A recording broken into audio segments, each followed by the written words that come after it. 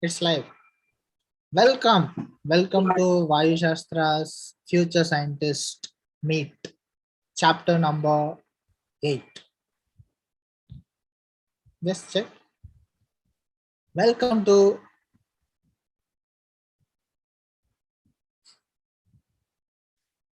yes. So it's live. So as I said, it's chapter number 8. 8 successful live presentation by our future scientist, and we almost every week we had almost 6 presentations, so 42 minus 2 for 40% presentations done so far by all of our future scientists. And today we have 6 wonderful talented future CEOs and founders of companies here. And, we have a few new students presenting today, and from experienced students doing their third or fourth live stream today. And today we have 6 students: Vignesh Anirudh from Chettinad Vidhyashram, Naman from Ekya School, BTM, Sanjay from Sri Chaitanya Techno School, Riya from Isha Vidya Matriculation Higher Secondary School, Nagercoil. That's the first. Today she's going like for the first time. Matheysh from Navadisha, Montessori, Chyavan Karthikeya from NAISAK. Welcome. Okay, let's go with our first presenter of the day. So that's Vignesh Anirudh, CEO of Target Space, and he is going to do presentation on the topic microwave antenna. And this is a topic where I learned only in my college days. Even the basics of the electromagnetic waves work, all these things I learned only during my college days. So it's beautiful, and very happy to see presentation on these topics. Okay, let me pin Vignesh Anirudh. Jagu, shall I start sharing? Wait, let me pin you first. Okay, Jagu.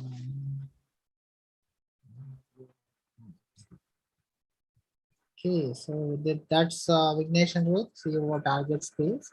Now let me allow share screen. Yes, Vignesh, you can start your research. So, hello everybody. So, my name is Vignesh Anirudh and I'm the CEO of Target Space. I will be speaking about microwave antenna and how can it communicate to ERIS. So, I would like to give an introduction about me. So, my name is Vignesh Anirudh and I'm the CEO of Target Space studying grade 5 in a school named Chettinad Vidhyashram. So, let's see a deep space network overview. So what all? So in a deep space, they consist of 2 key elements, which are the ground element and satellite element. In the ground component, there are antenna, which is like our eyes, and transmitter, which is like our mouth, and receiver, which is like our ears, and central processing unit like our brain. So now we'll be seeing about satellite in celestial and satellite components, which are high gain satellite like our eyes, and transponder like our mouth, and receiver like our ears. So as you can see in this image, this is the antenna as I told, and this is the X band transmitter, and this is the K band transmitter, and these are the, and we have the receiver and central processing units as well. We have high gain antenna and transponder and receiver. So today we'll be seeing in this 2 key consistent, we'll be seeing about signals as well, and also we'll be seeing holographic, how to make a holographic technology, holographic 3D image, and we'll be seeing after that, I would like to add an extra point. I will be speaking about data application as well. I'm going to speak. Also, I'm going to add a point when multiple satellites And one antenna, it can observe all the satellites. So all the GSLV satellites. So let's go to our next slide.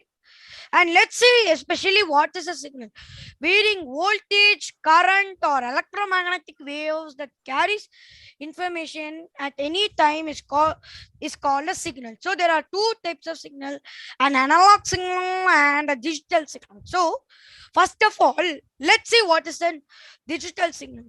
So for an example, when you on the light and off the, when you on the button, no, the light will come. When you off the button, the light will off. So like 1010, this is called a digital signal. This is also used in a DSN. And analog signal. So this is another one type. For an example, when you put a coil, this is just the experiment. You can try it at your home also. If you need to put the coil, okay, as you can see here, the coil, and it will work according to the Fleming's right hand rule, which is the force, magnetic field, and the current. And when you put the magnet in and out, the in and out, you can see a diagram like this. So that diagram is a tree. It will be like a 3D dimension view. That's called the electromagnetic waves. And here is the dimension, as you can see, up, down, up, down, up, down. So there are especially three properties in a signal. They are the frequency, the wavelength, and the amplitude. So let's see what is a frequency. So frequency is the number of times a specific event occurs within a specific time interval. So for an example, if you take your birthday, it will come once a year. Every year it will come once. Okay. So the frequency is your birthday will come once in a year. So a frequency has three properties: frequent, consistent, and repetitive. And it's also measured by a unit called hertz. What is a hertz? Number of signals cycle per second is called hertz. So now, how hertz signal can be produced? Do you know the Indian electric speed, which is the 50 hertz? So 50 hertz means it will, as you can see, up and down. It will come 50 times per second. Okay. And in America, if you take it's 60 hertz, so it will come up and down 60 times per second. So let's see about property 2, wavelength. So let's see first of all what is a wavelength. A wavelength is nothing. It's a number of waves that pass at a certain point in a specified amount of time. So for an example, you can see this image. These are the mountains. Okay, you can see a line A to B. So that's called a wavelength. In this mountain, you can see two wavelengths, which is here to here, and another is here to here. So you can see two wavelengths. And how are these can be measured? As we saw previous for the frequency, it's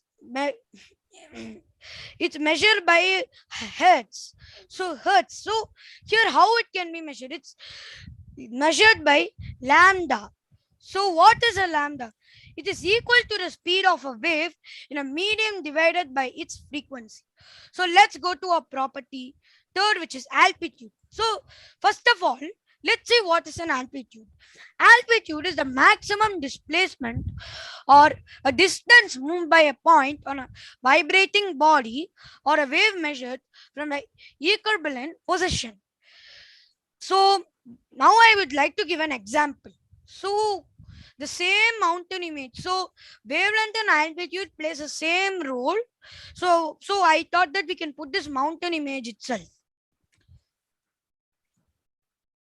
So as you can see, the wavelength A to B it's going from peaks to which is troughs. So it's so in previous for wavelength we also saw these two properties. With these two properties it will happen, which is the peak and the thrust. So A to B, if it's from A is the peak and B is the equal. Okay, the center point that forms an altitude. From also can take from troughs to B, which is also called also called as an altitude, which is troughs means it means bottom to center point, which is B. It's also called as a altitude. So how do altitude measure? It's normally measured by everyone knows this. It's meter. So what is meter? A small unit of meter metrics is called a meter. So let's see about signal spectrum. So signal spectrum we'll be seeing now. So let's see what is especially a spectrum. Vary in frequency, altitude and a wavelength in a universe is called a spectrum. So as you can see in this chart, with these two charts I will be teaching you. So radio spectrum, there are two types, radio and optical spectrum. So let's see about radio spectrum. So radio spectrum is used by a frequency called short wave radio. It's also known as all India radio or SM. Also can also tell FM radio. And why they choose the short wave radio? So according to humans can hear only up to 20 hertz to 20 kilohertz. So it can hear up to that much. So they are proving that short wave radio can hear up to 20 hertz to 20 kilohertz. So they are using short wave radio, but you can ask why they are not using microwaves there. Why they are not using is, if you keep a high volume, you cannot hear anything. Okay, so like that it will happen. So they are choosing short wave radio. And today we are speaking about microwave guide antenna. So what type of frequency they are using? So it's used by a frequency called microwaves, 10 to the power of 10. And only radio wave and microwave signals are currently used for antennas. So wavelength and frequency are indirectly proportional. Now you will ask, why this boy is telling that wavelength and frequency are indirectly proportional? So I have the answer for that. So as you can see my cursor, this is the gamma rays. Okay. In gamma rays, we will be measuring two true units. What two properties, which are the frequency and a wavelength. So first we'll be measuring the frequency. So in gamma rays, as you can see, the frequency is lesser, because as I told that this is the peak and this is the trough. Between this the line will go, but the line is not so long. So it's lower wavelength. But let's now see about frequency. Frequency is high in gamma rays of its power, 10 to the power of 18. So it's higher frequency. Now let's go to our microwaves. Microwaves have high wavelength, because as I told, troughs and peak, the same formula, here to here, it's so long. So we can tell it as it's higher wavelength. And as you can see that it has lower frequency, because they are having 10 to the power of 10. Gamma rays is bigger or microwaves is bigger? So the correct answer is gamma rays, because gamma rays is 10 to the power of 18. Microwaves is the 10 to the power of 10. So both of them are best, because microwave has higher wavelength, gamma rays has higher frequency. So they are indirectly proportional. With this formula, we can especially tell that. So now let's see microwave holography, and we'll be seeing how to create an holographic 3D object. So microwave holography is a technique for measuring the surface profile of a reactor antennas. An antenna reflector is a device that reflects electromagnetic waves antenna.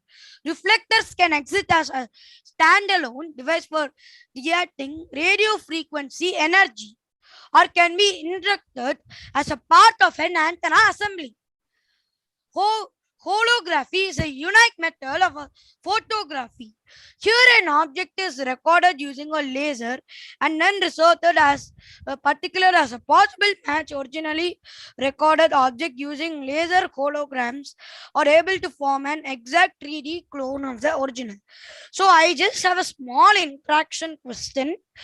So, the question is that if anyone had visited London, don't tell I have visited London. Some people may visit that. But in London, there is a museum called Science Museum.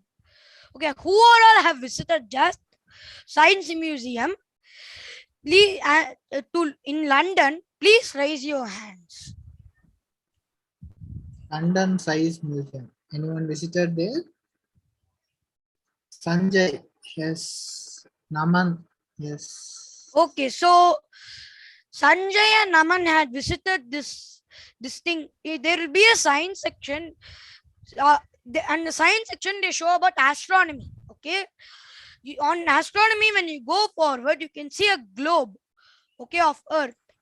It's used by 3D holography because is someone holding the globe or someone is holding it. No, it's coming automatically like a screen. So it's created by the holography technology. And as you can see this image, I just take it from the museum and put on that. So it produced by the holography output.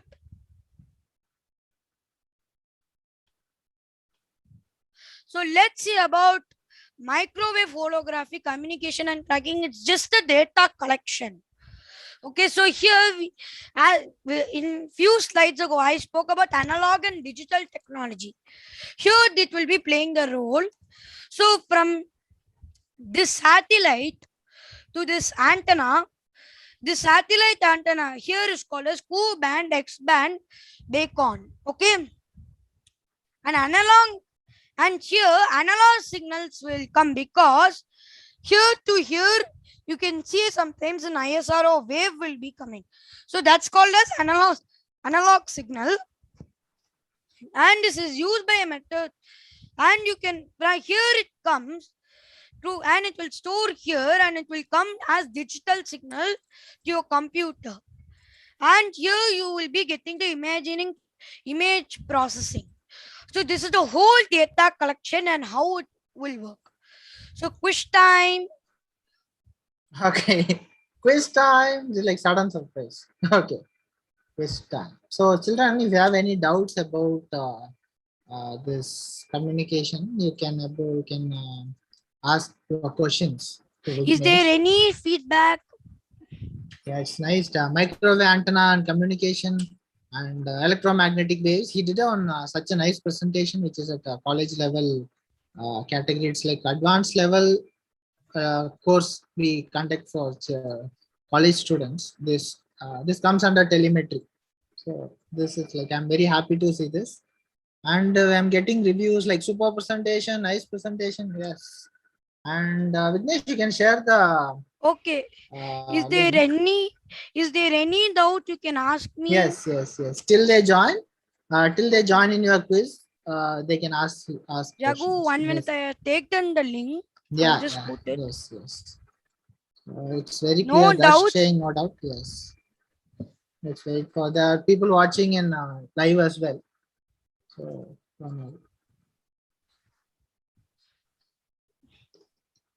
Jagu, 1 minute. Yes. Is the I quiz got the reached? link. Yes. Yeah, Jagu, shall I screen share? Yes, please. So I'll share it in the YouTube live as well. Matheysh joined. Jagu, this is just as your previous quiz, Jagu. Yeah. Very good presentation. And Jagu, thank you, Jagu, for this appreciation. And everybody, I have some guidelines to tell you. Please join one time the quiz. Okay, and don't join in any alphabetical name.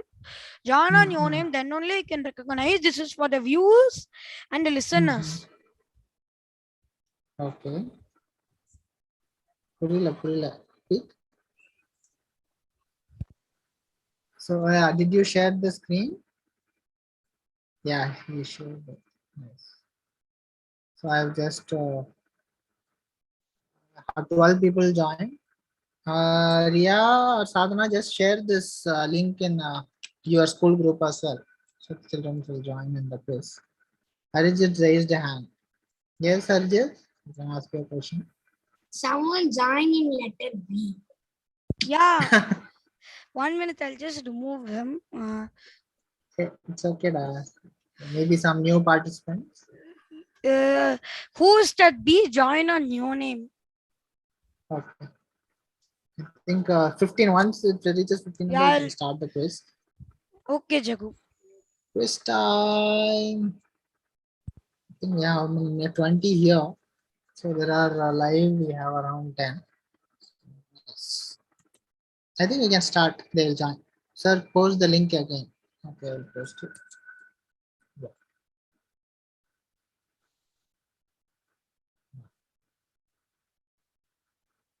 Okay. So, Jagu, can I start? I start the Yes, quiz? yes, please start. On your mark, get set, go. Oh, is it a timed? Okay, it's Yeah, a timed. Oh. Anish, Noel, finished. Sanjay, Naman.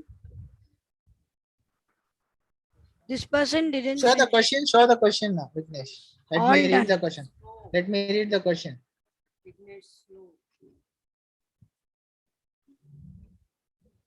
Okay. Anish is leading. Okay.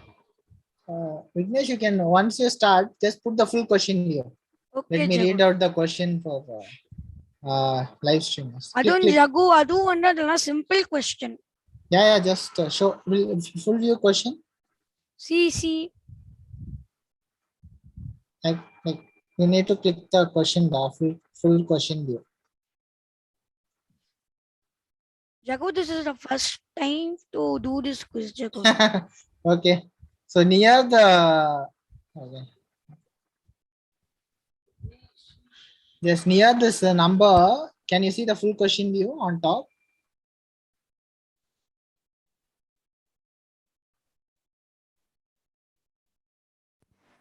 Finish. Vignesh, just click the full question view on top. Mela. Hello? Jagu? Can you hear me? Yeah, Jagu. So once you start the quiz, press the full question view so that we can read out the question for the audience. Left side. Where, Can you Jagu? see? Mela par full question view. Click on it. Full question me. I got that. Yeah, okay. Hemashri is leading, Okay. followed by Matheysh and the role that rules. Okay. Full question view. So an electronic device used. Frequency. The rate. Jagu, and the question I have Okay. put in 5 questions. What is frequency? The rate at which the current changes direction per second. An electronic device used in telecommunications, produce radio waves. Okay, Jagu. Microwave, Jagu, all of this. okay, Jagu, how to Don't go tell the out answer. this?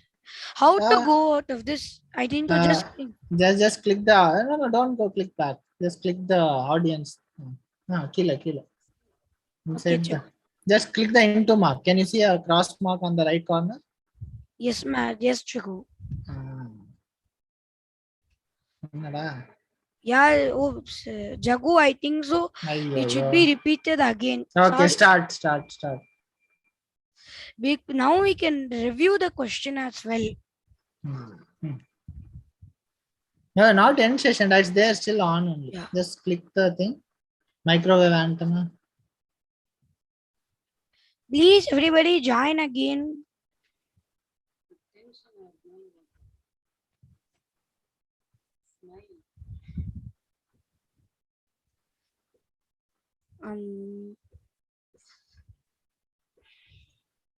Yes, yes. Yeah, Jagu, I thought that if we need to go out, I need to click that button. Yeah. Well, this is my first time quiz. It's okay, sir. How Shall I many start? questions? Yeah, please start. 5 questions, Jagu. 5 to 6 Five. questions. Start on Yeah. your mark, get Yes. set, go.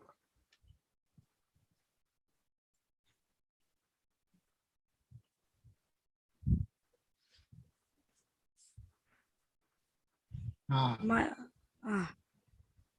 yeah, Jagu. Microwave holography is applied to reflector antennas, glass antennas, symmetrical antenna, all of these. Finish. Next question. On 1, 2, 3, go. Use the Full read out the question. question.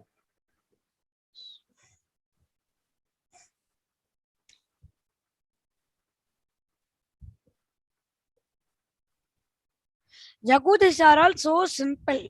Yeah. Now explain Panadu. I did with logistic. Now I asked just simple words. These are all normal words they can attend easily. Okay. Okay. So finished. So next. So 7 people correct, 3 people wrong, 2 people wrong. So the correct answer is this. Next question.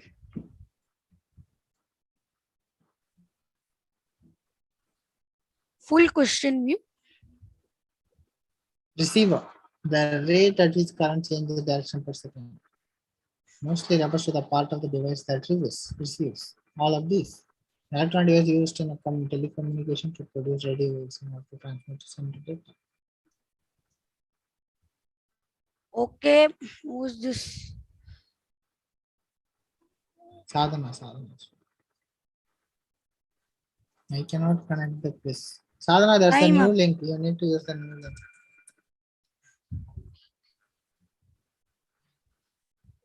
Wrote that rules in the leading and followed by Matheysh and Harjit. View full question. Jagu, Yes. this question, Jagu. Transmitter. An electron device used to telecommunicate, produce radio waves, or transmit or send data. Just, yeah, Jagu, the wonder, it's like understandable. The height, force, or power. Yes. 1 minute. Time up. Let's see winner. Leaderboard. Roar that Roar that rules rules. rules all. Followed by Matheysh and Hemashri. So 940. So this question, no one. So 5 people are wrong and 9 people are correct. Okay. The second last question. Full question. You full question. So what is frequency? We already read this.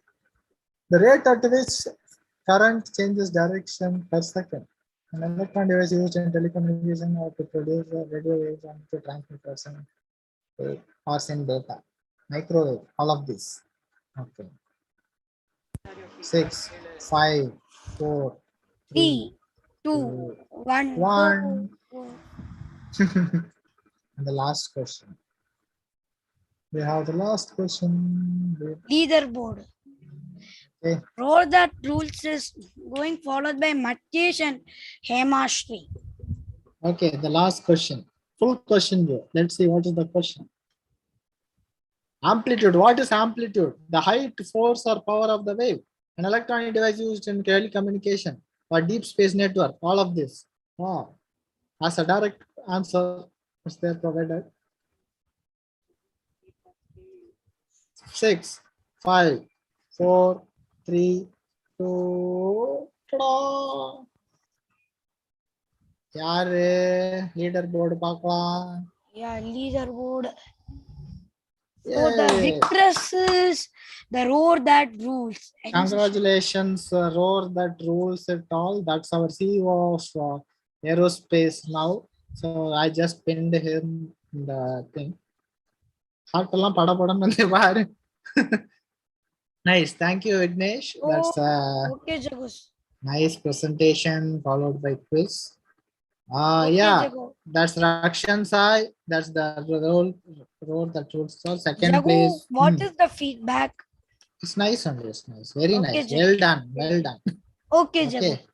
Well done, Vignesh and Anirudh. So let's bring in our next presenter. So the next presenter here is our Naman. So Naman Naitak Sahu. So let me pin Naman first. Naman, where are you? And I'm just searching Naman. Okay, he's here. Indra, let's just keep jumping. Add pin. Okay, done. So I have pinned Naman here. Let me unmute him. Yes, unmute yourself, Naman. Okay. Let me introduce Naman. So Naman Naitak Sahu is from the school Ekya school, BTM. And he is going to grade 5. He's going to present on the topic life in space. Yes, that's we know life in Earth. How do you live in space? How astronauts live in space, or how do you live in Mars? I don't know. Let's see. Naman, let's start. Okay, so good evening, everyone. My name is Naman, and today I'll be presenting on life in space, which basic doesn't mean that is there any extraterrestrial forms outside Earth. It means how do we survive space, and also which includes all the planets of the solar system. So, rules what I present. No interruptions, questions at the end of the presentation. Interactions are purely allowed. Raise your hand to interact, feedback and suggestions at the end. Now sit back and relax while I present, and yeah, do not copy any of this content. So, introduction before I go ahead and go into the main topic. We've always wanted to see the world beyond the Earth, which also we know it as outer space, but we have never got to.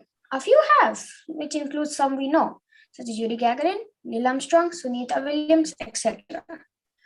No wonder that we have that interest to explore the outer world. But we don't really have a chance, for now at least, because we're underage, for at least the kids here.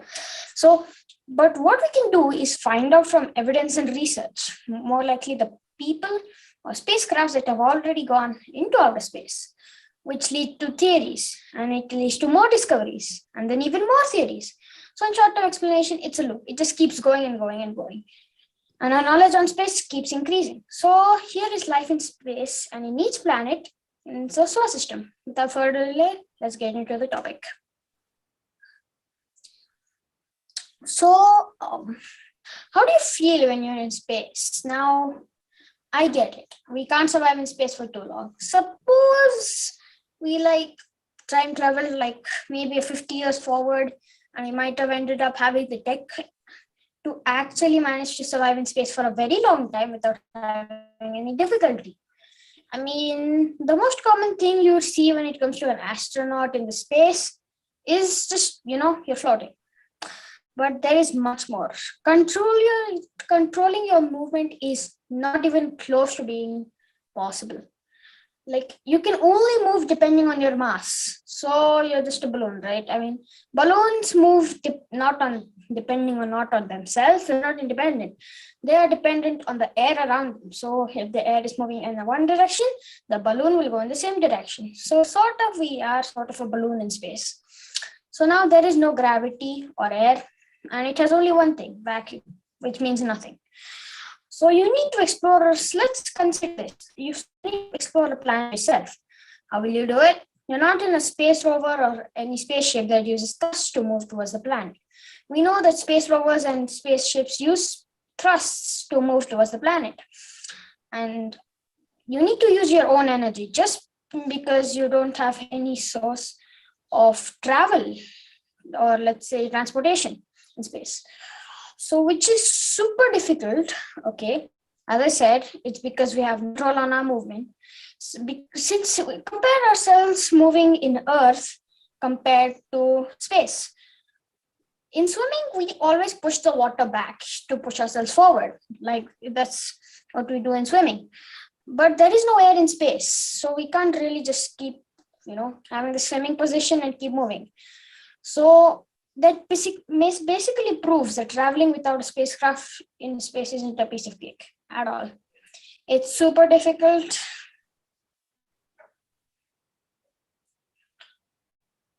And now we go into how would life be in Mercury.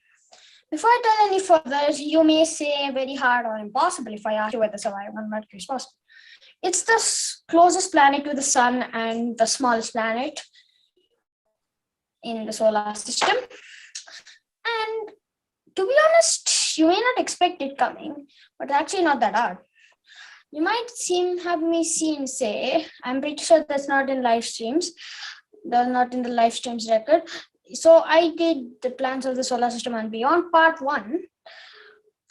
And I said there that it is possible to colonize Mercury. So how?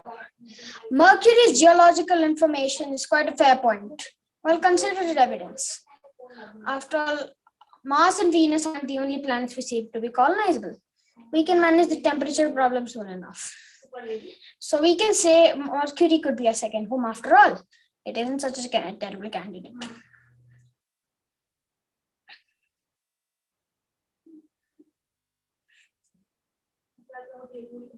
Okay, so now we move on to life in Venus.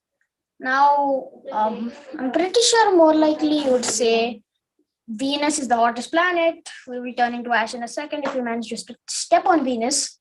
And it's just super hot. And Venus's toxic clouds are so dense you can hardly see anything beyond them. I mean, okay, yes, I can admit, on the surface of Venus, it's almost impossible to colonize for now. But what if we don't take on the surface? What if we take over Venus above the clouds? I did say Venus's clouds are dense, right? Where we can build homes on it or above it. Apparently, above the clouds, there's just perfection. It's more than enough to humans to settle. Beyond that extreme condition, it's full peace. Like above the clouds, it's full peace. We can build buildings, whatever we desire, and there's not going to be any problem. So it definitely says it. That's pretty much why Venus is like a secondary candidate for colonization. Mars is primary the choice for colonization. And now next comes the planet we live on, Earth. Now, why do I even talk about Earth, to be honest? There's honestly not much of a point. Because we already are living on Earth. I mean, we know what's happening, so we don't need to elaborate life on Earth because we already live on it. So we're going to jump all the way from Venus to Mars. So, life on Mars. We know Mars as the red planet, and we also know it as the primary candidate for colonization. It's like, it's most likely chosen by many space companies, if you ask me.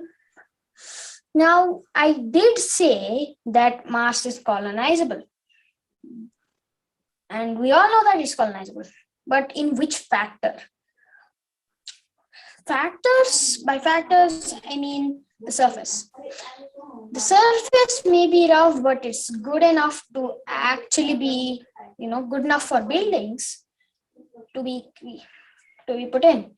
So apparently, if you just compare, so in Mars's surface, there's not much of a disappointment. Look, houses would be stable and it won't fall and destroy nearby land. Yet there is some troubleshooting, and we pretty much know what it is: thin atmosphere. And it's quite the biggest issue on Mars because the UV radiations, they're disastrous. So Supposedly, well, we can fix the water problem, we can fix the air problem. Other than that, there's no other troubleshooting. So we can say life on Mars may be a bit hard, but doable, of course. Now, life on Jupiter. And when I found out, I was shocked by how annoying it is. Jupiter is the largest among all the planets in the solar system. We know it. And entering its atmosphere will make you feel like you're getting pulled so hard. And you might have a feeling your legs are going to get snapped off of your body, literally. Well, it's most likely because of a super strong gravity. Now, to be honest with you, astrologers say that the bigger the planet, or let's say the bigger the object, the more gravity it has. So since Jupiter is very huge, it has an intense amount of gravity.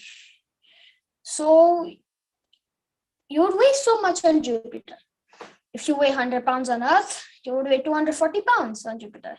So we can say Jupiter's gravity is 240% of Earth's gravity. Now, entering the atmosphere might be even a disaster because the winds are extremely fast. So you might fly away so far, probably maybe 1,000 miles. Probably 1,000 miles away from your landing. From where you are, 1,000 miles away. Life on Jupiter is disastrous. No wonder we would refuse going to the Jupiter in the blink of an eye. But at least, as I said in my first live stream, we can colonize its moons. And by moons, I mean Europa, Ganymede. So now we go on to the next planet, as usual, Saturn. Saturn is known to have insanely low density, and it has very low density that it can actually float on water. While Saturn can consist of hydrogen-powered colonies, so we can power colonies with hydrogen in Saturn, which signifies chance for survival. Saturn is much easier to colonize than Jupiter, technically, and even better, its largest moon, Titan, is a subject for colonization. And we know exactly why. And so Saturn's colonization evidence also includes its geological features, just like Mercury. So you might have just seen a couple of points saying why Saturn is colonizable. And the most basic reason is because of its atmospheric pressure. It's 0.5 times that of Earth's, which is pretty decent for life. So life on Saturn is not that hard after all. It can be colonized. And the last two planets, my God, is disastrous. I don't see how it is possible to colonize Uranus for now. It's extremely cold, I can admit. No signs of anything useful for colonization. Uranus takes years to make one revolution, which isn't a good sign. Planets with lesser revolution time have more potential to be colonized because it affects the temperature on the place. So the revolution period is very, very, very crucial. So I have nothing else to say on Uranus other than it's not a good candidate for colonization. And life on Uranus, I have no idea how it's going to feel like, but I'm pretty sure it's going to be terribly hard. Now for the final planet, which I have nothing to say because it's even more disastrous than you think. Neptune is extremely disastrous, super cold temperatures. And if you didn't know this, I'm telling it you now. Neptune has volcanoes, but they don't erupt lava. They erupt ice. Well, that's even more of why the Neptune is super cold. Neptune surprisingly has been visited only once. That's why it's been ignored by many space companies in terms of colonization. And honestly, I have nothing else to say other than Neptune stole another choice for colonization. So life I misspelled, I miswrote it. So it's not Venus, it's Neptune. It's hardly possible. So Yeah, that's pretty much it. And thank you. Nice. Nice, Naman. So well done. So life in space. So where like Naman brought in the thought process of how to, like, is it possible to colonize any other planet outside Earth? And well done. So do you have any quiz, Naman, for the audience here? No, I don't. It was just to Okay. show the information. Okay. Done. So well done, Naman. And let's give a huge round of applause for Naman for the presentation on life in space. Well done, well done. Next, we have our presenter ready. That's Chyavan Karthikeya. Where is he? Where is he there? Yes. So, Chyavan, you can unmute yourself and I'm adding you on the pin. Yes. Yes, Well done. Yes, let me introduce Chyavan Karthikeya. So, Chyavan Karthikeya, he is a grade 6 student from NAISAK and he's the CEO of Interstellar Space Sciences. His own company, he founded it. And he's going to present on the topic Twinkle Delight. I know Twinkle Twinkle Little Star. What is this Twinkle Delight? Chyavan, please give us some yarn. Yes, Chyavan. So you can start. Twinkle Delight.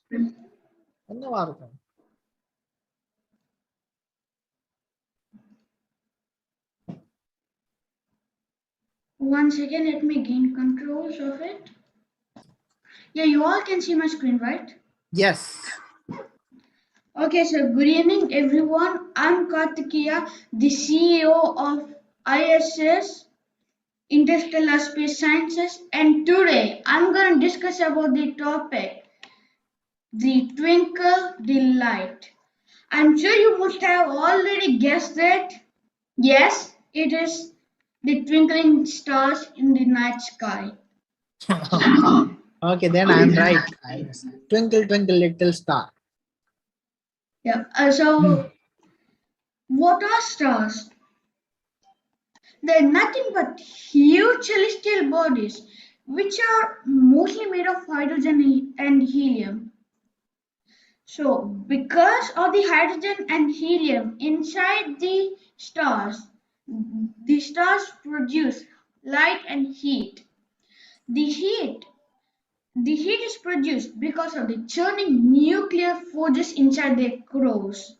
So nuclear forces, that word itself seems very hot and tense. So that's why their cores are very hot. If apart from our sun, the dots of light we see in the night sky are stars. They seem really close to us, but they are actually really, really far away.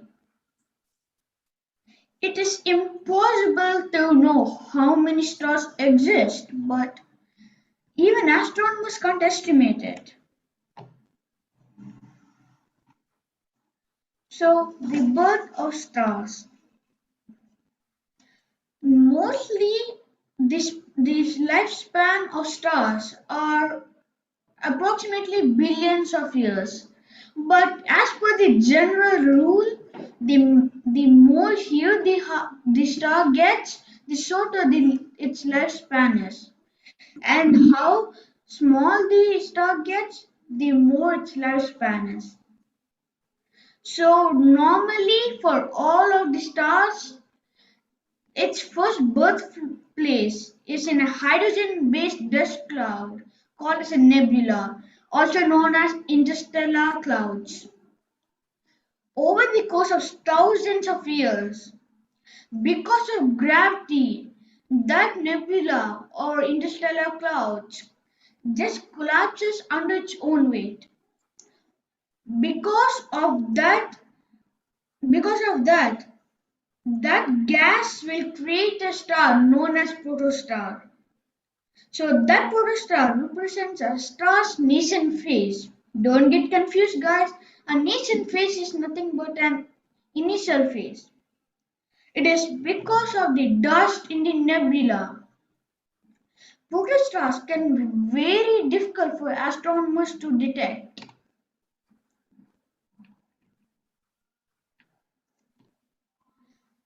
As a protostar gets smaller, it spins faster because of the angular momentum.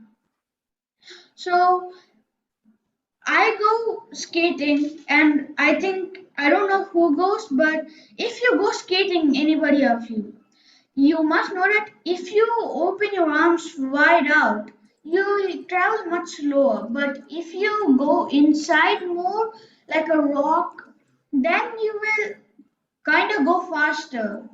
And Jagusha already showed and kind of and video about this angular momentum. Like if you shrink in the size, it just spins faster, and if not, then it just spins slower. So that's it. So a star enters what is known as a relatively brief tertiary phase. So when a protostar gets smaller, that is called a tertiary phase. A tertiary phase can extend up to millions of light years. After millions of light years, the core temperature could climb up to 15 million degrees Celsius. Then the nuclear fusion begins. It ignites the core and now starts the longest stage of its star's life, known as its main sequence. The tertiary phase is millions of light years. So as it is that long, still it is not the longest stage. The main sequence is the longest stage. So guess what? It may be billions or trillions of light years. Most stars in our galaxy, we are including our sun, are categorized as main sequence stars. So we don't know every single star, but most of them. So they are still in the main sequence. So don't worry, guys. Our sun won't go away. It will still stay there for billions of years. When you wake up in the morning and don't think that the sun is gone, just open your curtains and you can see the sun burning us, and we'll sweat. And we'll come home and sit in the AC. So that's normal. The sun won't go anywhere. So stars are giant, luminous sphere of plasma. There are billions of stars in our Milky Way galaxy. There are billions and trillions of them in the universe. But most of them have planets orbiting them. Glitters. Some stars shine more brightly than others, and some stars don't. Their brightness is a factor of how much energy they put out, known as luminosity. So, this color can also vary from star to star because of the temperatures. Hot stars appear to be white or blue, whereas cooler stars appear to have orange or red hues. So over here, when he has some fever and we are too hot, then we'll get all red, and when we are too cold, we'll get all blue. But it is upside down in space. When we are too hot, we'll get blue. When we are too cold, we'll get red. So astronomers can classify stars into groups along with the main sequence and white dwarf stars. Other groups include dwarf giants and supergiants. Supergiants have a radius of 1,000 times larger than our own sun. So our sun is some kind of in the middle stage. And even though other stars are in the same middle stage, they are a lot bigger because of the gravity and all. Stars spend 90% of their life in this main sequence phase. As stars move towards the end of their lives, more of their hydrogen has been converted to helium. Helium sinks the star's core and raises the star's temperature. Then that causes the outer shell of hot gases to expand. These swelling stars are known as red giants, but there are different ways of stars' lives that can end. So if it's a red supergiant, it will end as a neutron star or a black hole.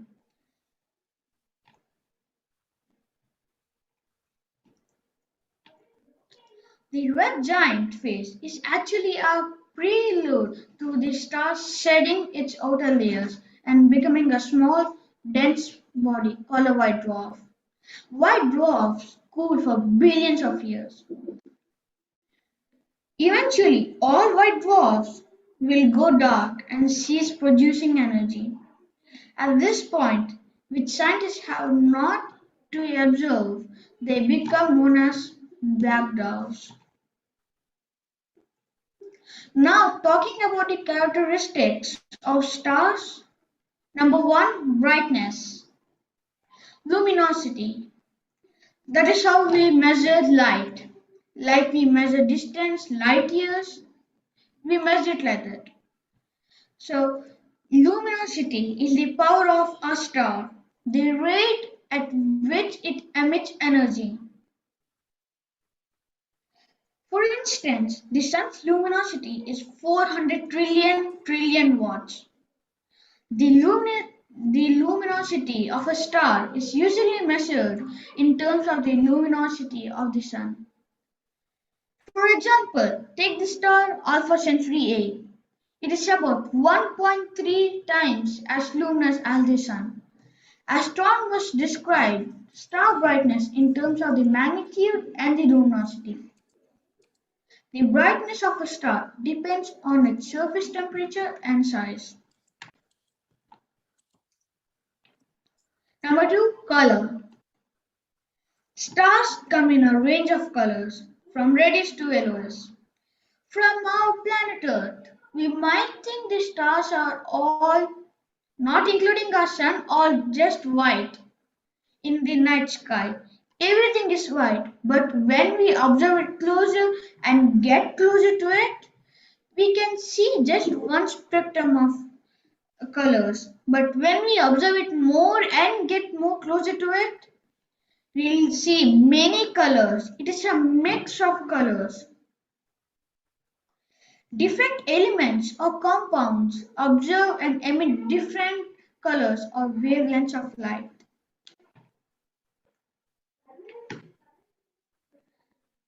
Surface temperature.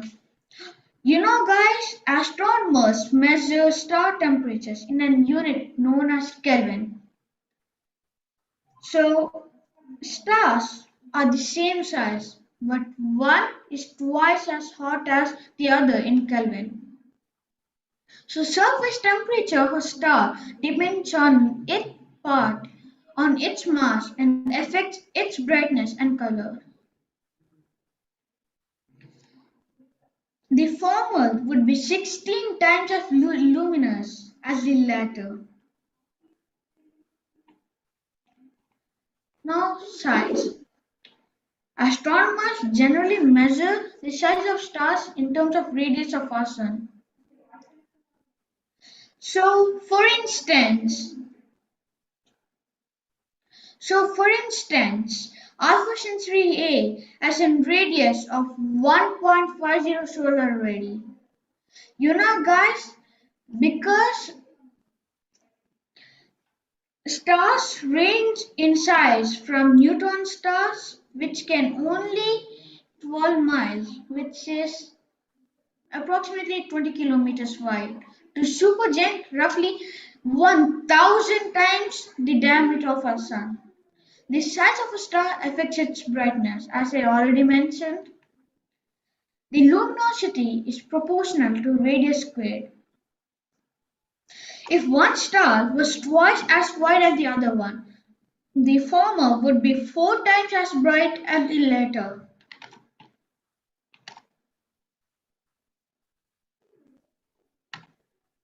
So, mass. Normally, And actually, astronomers represent the mass of a star in terms of the solar mass, the mass of our sun. For instance, Alpha Centauri A star is 1.08 solar masses. So, finally, what I can say for Alpha Centauri A star is it is more larger than our sun, more heavier than our sun. It is more than our sun in every single way. Stars with similar masses might not be similar in size, but they have different densities. The mass of a star affects surface temperature. So you see guys, the mass, everything is connected. The mass of a star affects its surface temperature. Its surface temperature sometimes affects its luminosity. So everything is connected. The magnetic field. Stars are spinning balls of rolling electrically charged gas and so typically generate magnetic fields. A recent survey at Harvard Center for Astrophysics found that the average stellar magnetic field increases with the star's rate of rotation and decreases as the star ages. Now, metallicity. The term metallicity is nothing but just the amount of metals it has. So, our sun has most of the metals in it. When a number of these die, they release more heavy elements as the youngest population, ice stars like our sun, which contain largest amounts of heavy elements. So, three generations of star may exist based on metallicity. When these stars die, they release heavy metals into the cosmos, which population two stars incorporated relatively small amounts of.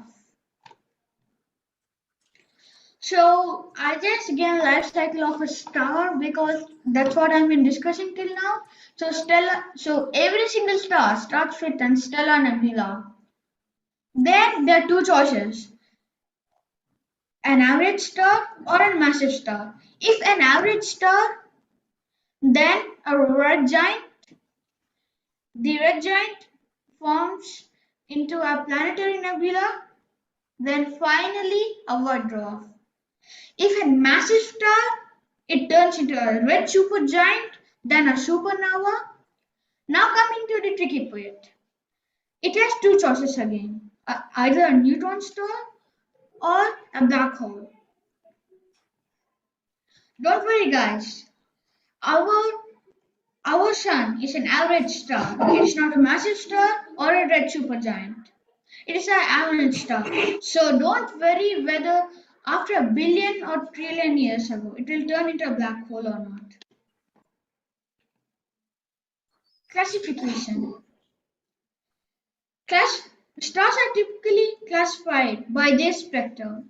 The largest and brightest classes of stars have the lowest numbers, which is D, B, A, F, G, K, M, and L. And these consist of 10 spectral types, 0 for the hottest and 9 for the coldest.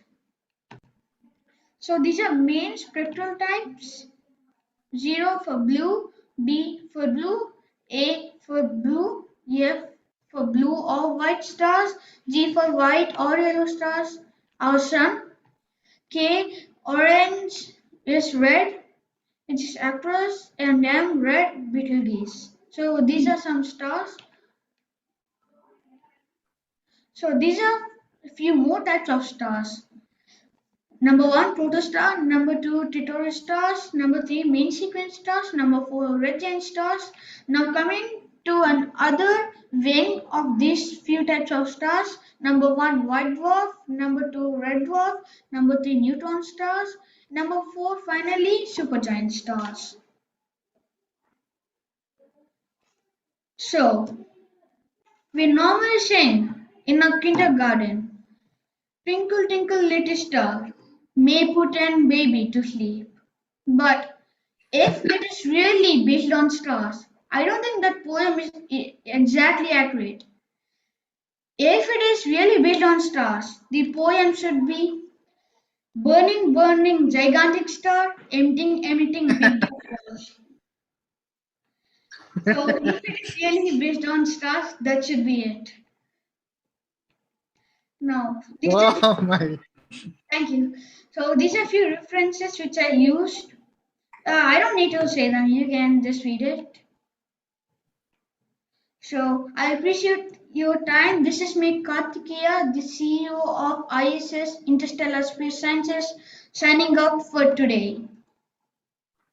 Children, I'm just blown away. Brilliant presentation. Look at the comments in the live and also here. I'm just super awesome. You never felt impressed. Chyavan Karthikeya, the CEO of Interstellar Space Sciences. Children, all of you unmute yourself. Let's give a huge round of applause for Chyavan Karthikeya. I can hear some. Awesome. Awesome. Super presentation. Super. Really attractive Yeah. and very informative. Let me read out some comments from live. Then after that we go to our doubt section. So there's someone called Rebecca Gonals. Our kids at this time and age play PUBG only. Your kids rocking. See this kid covering all ins and outs of stars and nailing it down as a pro. feedback, Jago? It is Rebecca. It's Okay. Rebecca Gonzalez. Sorry, da, some. Okay, Rebecca. Right, da? Sir, actually, what is Hmm. Pug? Okay, then the flow diagram of stars, like star life. Excellent. I need to note. And soothing to hear and very nice to see in screen. Excellent layout. Nice. So there's a lot of very good comments in the live section. You can go and have a look, Karthikeya. Okay, children, now it's doubt. You can ask your question time. You can ask your questions. Karthikeya, do you have any quiz for students? No, sir, no quiz. Okay, then ask your question. Dash, you can go ahead. My doubt is that first you had said that when stars collapse into itself, it forms a protostar. That technically means it dies, but afterwards you had said that when it dies, it becomes a neutron star or a black hole. Yeah, they don't immediately become a protostar. It will take millions or billions of years. So so will they first become black holes and then they will become protostars, or will they first become protostars and become black hole? That is my doubt. The protostar will become the last stage. Okay. The first is protostar, and the last for super red giants, it will be neutron stars or black holes. If not, our sun is just a red giant, so for our sun it will just become an white dwarf. That's it. Okay. Thank you for clearing it. Okay, next we have two participants raise their hands. Yes, Harijit, you can unmute yourself. Can you go to the slide which show a diagram? Pardon me? You show a diagram like about a star, how it shows how the first it will play and last it will change into a black hole like this. You mean the picture of the? Yeah, sure. Picture. Okay, sure. I'll just do it right now.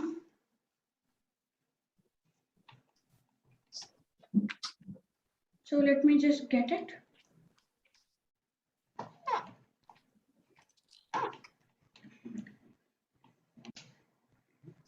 Yeah, I got this from Google Scholar. I'm asking Steven Nubra. How we can find something. We can find using it can change in average star or massive or something like that. We can find that. Yeah, yes, we can. This Steven Nubla will change into have a star or master star. Something is there in like that fine. Yeah, it didn't allow me. We'll connect offline. And we'll do Okay. it that way. Yeah. So, Arijit, you can message him in the chat box personally. Okay. Anyone have any other questions or comments, feedbacks? You can. Yes. Yeah. Awesome presentation. Awesome. Very impressive. Yes, Chyavan, it's yeah. So everyone loved your presentation. You always steals the show whenever you come up with your presentation, and the layout is very professional. It's been very nice. Well done, Chyavan Karthikeya. Then next we have the new presenter in the list. Excuse me, That's Jagu. I have a yes, doubt. yes, I yes, have a yes. doubt Ask in Karthikeya Vignesh. presentation. So Okay. what will happen when neutrons are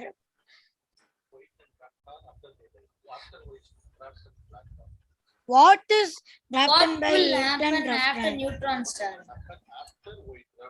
No, it'll just stay like What will happen after white dwarf and black dwarf? They will just stay like that forever and ever. After the universe is getting extinct or the universe dies, they will also die with them.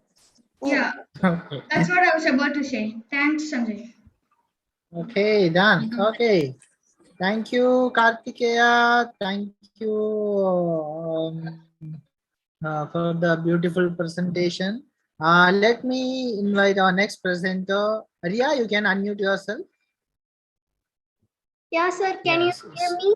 Yes, I can hear you. Let me introduce Riya. Riya is one of the bright children I found from Isha Vidya Matriculation School during one of my air science workshops that we do for children. And she's from Nagercoil, grade 9.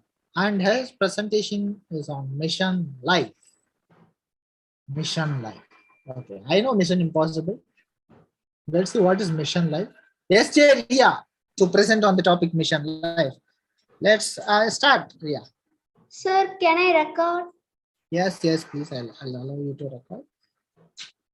Wait, where are you? Yeah. Okay, you can record. Okay, sir. Let me Hey. share my screen. Yes.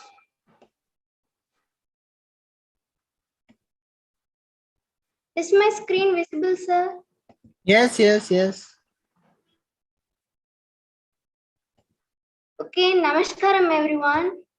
My name is S.J.Riya. I am from Isha Vidya School, Nagercoil, and I am studying grade 9. And today's topic is about mission life. Why I gave the topic mission life? It is the life of living being as well as human being. That's why we are living here. It is the story of our life in past. It is the story of non-living to living. It is the story of ourselves. We all must know about it. This is the story from space to earth and from universe to living being. So let us begin. Why I took this topic? I also having many doubts about life. How it is suitable for us? What is the basic of growth of a living being? We all know that water is the basic component in growth of a living being. So how the water exists here? Water is H2O, 2 hydrogen and 1 oxygen. But hydrogen exists everywhere on space as a molecule. But it needs 1 oxygen to become water. Hydrogen is everywhere. But compared to it, oxygen is basic of life. So where did the water came from? And where did the oxygen came from? And who is our pioneer in living?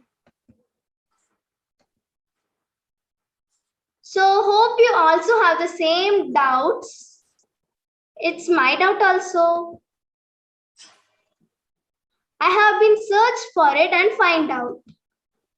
Now we will go through it. We will learn it. It's my mission to teach you all. So before that, a question for you, but no need to answer.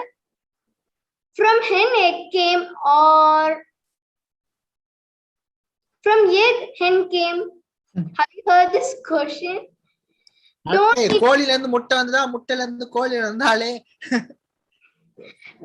to answer for me now. Answer me when I ask, okay? So you will think it is unusual and not related to our topic, but it is later. How you see? So now let us move on to the topic. From blue-green algae, oxygen is formed. Many of the theories are telling. Then only life started. But have you think how an algae will form without presence of water? Have anyone think this? As you all know, water also consists of 2 hydrogen atoms and 1 oxygen atom. So without oxygen, how water formed? Is it matching to the question I asked you before? Likewise, oxygen came or water came after oxygen came. This is what we are going to find. So at first, there is a theory that Earth already have water when rocks formed. But due to sun and lack of atmosphere, the water have been evaporated back to the space. Water molecules were presented in a dusty cloud, and when it collided with our Earth got water. The dusty cloud was formed when our solar system begins. Earth got some water from those dusty cloud. So then 100 of million years later, the first atmosphere formed due to the process called outgassing. This happened when molten rocks in the Earth's core release volcanic gases, creating a layer for trapping water molecules from evaporating. This was how the first atmosphere created on Earth. But at that time, our atmosphere was very poisonous and different from how it was today. Then, after a long time, ice-bearing comets, asteroids, and meteorites started falling on Earth, which later melted and formed water sources on Earth.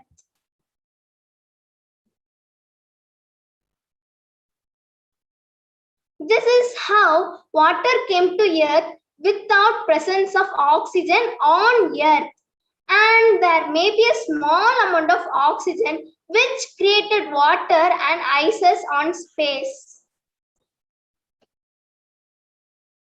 So I have a video.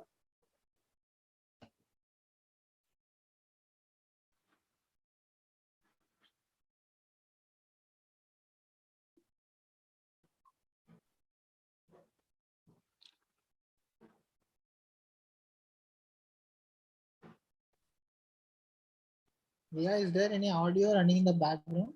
I can't hear audio. I need to share audio. Sir? Yeah, is there any video running in the background of the video you are sharing? I think. Yeah, you're muted. Wait, let me unmute you first. Yeah, don't mute yourself. Unmute yourself.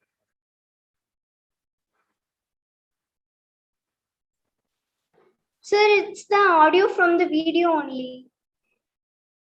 Okay, we can't hear the audio from the video. Oh, okay, sir. 1 minute. You need to share it again. Click share, share live sound. Share. When you click the share, you have an option.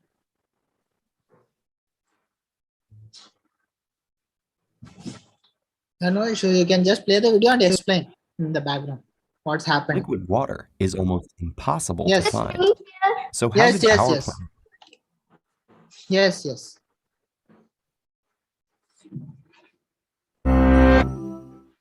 It has no taste, color, or smell, and we often look right through it. It covers over 70% of the Earth, cycling from the oceans and rivers to the clouds and back again. It even makes up about 60% of our bodies. With all this water around and inside us, it's easy to take its presence for granted. But in the rest of the solar system, liquid water is almost impossible to find. So how did our planet end up with so much of this substance, and where did it come from? As you probably know, a water molecule consists of two basic parts. Hydrogen, the simplest of all elements, has been around since close to the beginning of our universe.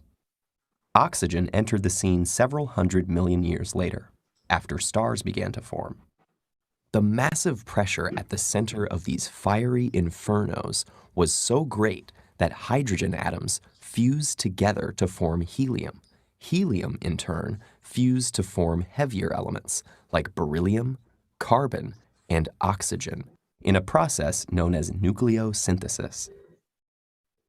When stars eventually collapsed and exploded into supernovas, these new elements were spread across the universe and combined into new compounds, like the now familiar H2O. These water molecules were present in the dusty cloud that formed our solar system, and more collided with our planet after its formation. But there's a big question that we don't have the answer to. How much water arrived on Earth? And when? If, as one theory goes, relatively small amounts of water were present on Earth when the rock formed, the high temperatures and lack of any surrounding atmosphere would have caused it to evaporate back into space. Water would have been unable to remain on the planet until hundreds of millions of years later, when our first atmosphere formed through a process called outgassing. This occurred when molten rock in the Earth's core released volcanic gases to the surface, creating a layer that could then trap escaping water. So how then did water get back to the planet? Scientists have long suspected that much of it was brought by ice-bearing comets, or more likely, asteroids that bombarded the Earth over millions of years. Recent research has challenged this theory. In examining carbonaceous chondrite meteorites that formed shortly after the birth of our solar system, scientists have found that not only did they contain water, but their mineral chemical composition matched rocks on Earth and samples from an asteroid that formed at the same time as our planet. This suggests that the Earth may have accumulated a substantial amount of water early on that was able to stay put despite the lack of an atmosphere, though asteroids may have brought more over the eons. If this turns out to be true, life may have formed much earlier than previously thought. So we do not yet definitively know whether the water on Earth came from its initial formation, later impacts, or some combination of the two. Regardless, the water that runs from our showers, drinking fountains, and faucets is something that didn't just come from a nearby lake or river, but first underwent a cosmic and chaotic. That's all, sir. Nice, nice. 1 minute.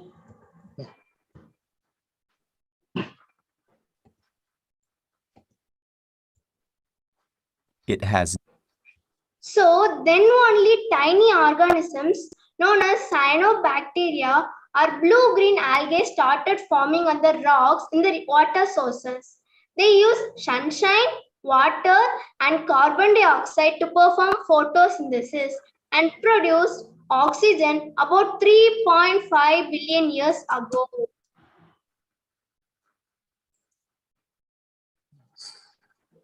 And do you know where did the half of Earth's oxygen comes from? The majority in production of oxygen is from oceanic plankton drifting plants, algae, and some bacteria that photosynthesis like cyanobacteria. Scientists estimate that 50 to 80% of oxygen production on Earth comes from ocean. And when did cyanobacteria produce oxygen? The ability to generate oxygen via photosynthesis likely first appeared in the ancestors of cyanobacteria. These organisms evolved at least 2.45 to 2.35 billion years ago, and probably as early as 2.7 billion ago or earlier.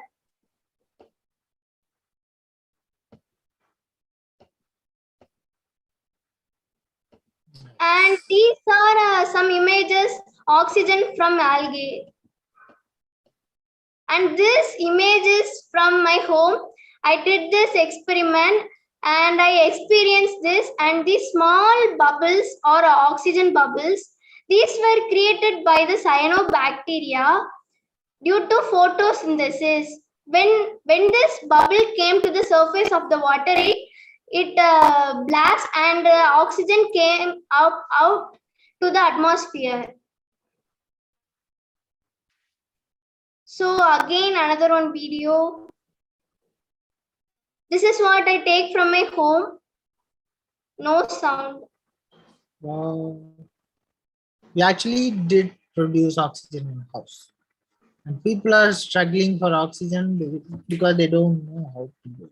So see, audience, so we have a scientist who produced oxygen house with the help of nature. She just showing it to us. So it's there everywhere around us. So we don't have to continue. And this is our evaluation video.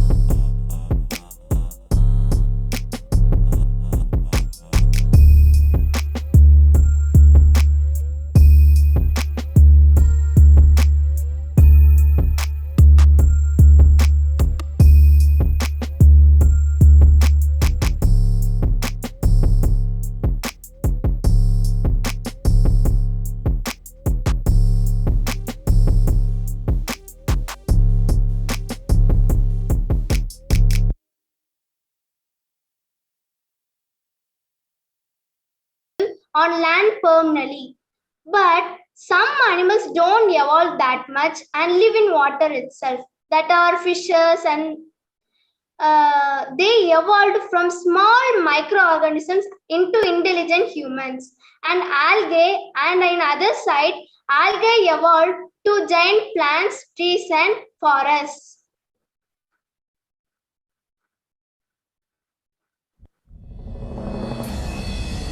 $4.5 billion years ago, This is the video how oxygen formed on Earth. Earth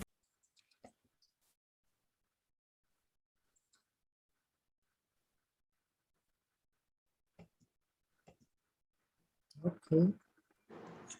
Nice. Okay, questions time.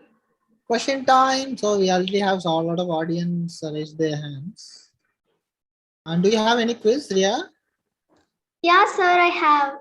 Oh, quiz time. You can post the link so that meanwhile the students join, you can answer the questions. Okay, sir, 1 minute. Yeah.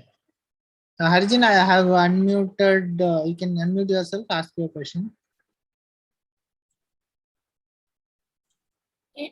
I did not raise hand. By mistake, I raised it. Okay. So we have Anish Noel. Anish Noel, unmute yourself. You can speak to Riya. I just wanted to tell something. On the on my last week presentation, I mentioned the comet Elf-Pizarro. So after the presentation, on Monday, I just went to search. I just went to get some information. So Yeah. You can speak to her. I'll connect with you. Anish. Yes. So I was just searching on the net about Count Elf-Pizarro, and I just found out that it was theoretically proved that it had water. It had icy composition. So it was theoretically proved that it had water. So there was a theory that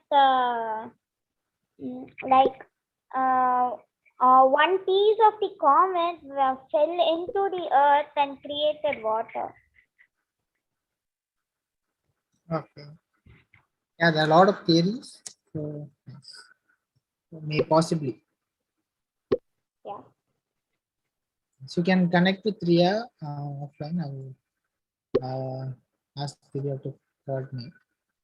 Yes. So the quiz link is shared in the YouTube live as well. Also shared here. Riya, you can share the link. Share the quiz screen. Oh, you are muted. Don't mute yourself. Okay, you can unmute yourself now. Okay, sir, 1 minute. Okay. We have a question from Avinash. Yes, Avinash, you can unmute and ask a question. Okay, Vignesh, you can unmute and ask your question. Yeah, you told that the oxygen can be formed using which formula? Can you tell me? I have currently 2 doubts. How does oxygen can be formed by which formula?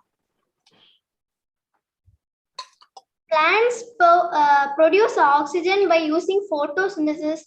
Like that, the blue-green algae, I mean cyanobacteria also produce that way, I think so. And I have a doubt. How you can see the sea is equal to space? In space, we are having so many asteroids and heavenly bodies. But then there is just fish, no. Yeah, I just come back to tell that both places have a small amount of oxygen. Other than that, both are completely different. I think we are 18 people join. You can start. Yes, Vignesh. So did your doubts got clear? So you muted yourself. Avinash, you can ask your doubt. Yeah, so I actually left out in the middle because I had some work. Okay. I had to wash some dishes. So could you please update me? That is from like you were telling some. Okay, basically, yeah, the entire session is about the evolution of humans, evolution of life, evolution of oxygen, all these things. Anyway, it's there in the live as well, so you don't have to feel missed out. So, yes. Okay, I think Riya, we have almost 18 students in the. Sir, Sanjay joined twice. So Sanjay start. joined once, da. start. Because he's restless because he's the next presenter.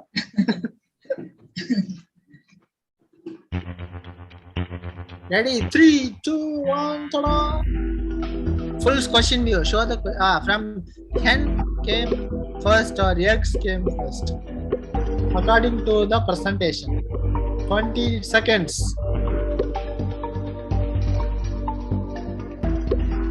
I'm done. Okay. Well, I'm the pizza side. Yeah, you can cut the music in the background. It's like. Oh, sorry. Mute myself. Next leaderboard. Let's see who leads the. Matheysh. Harijit. Okay, next question. 3, 2, 1. Ta-da! How Earth is suitable for us? Let's see the options. Oxygen, sunlight, water, all of the above. How Earth is suitable for us?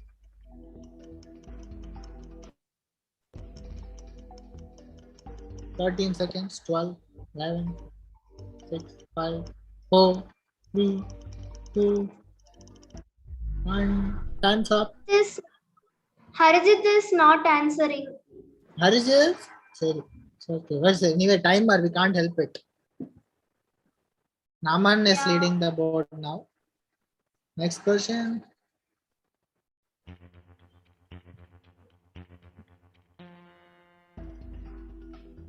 What is the basic growth of a living being? Full question view. Hydrogen, oxygen, oxygen. None of the above. Think gada boys and girls. Gada answer. Let's jump to next question. And remember that hydrogen and oxygen join means water. Don't forget that. What is the basic of growth of a living being?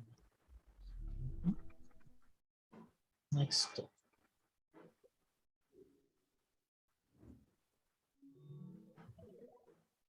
Oh, the road that rolls it. That's Rakshan side. He's a big fan of dinosaurs, so he always keeps his name. What that rolls it. Next question. From where did water came to Earth? That's a hypothetical question. Ice-bearing asteroids, dusty cloud, rain, meteorite. What this is, I don't know, because all answers seem correct only.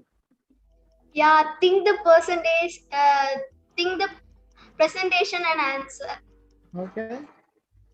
So if you have focused on Riya's presentation, you can be able to answer this question. Answer. Next question, please.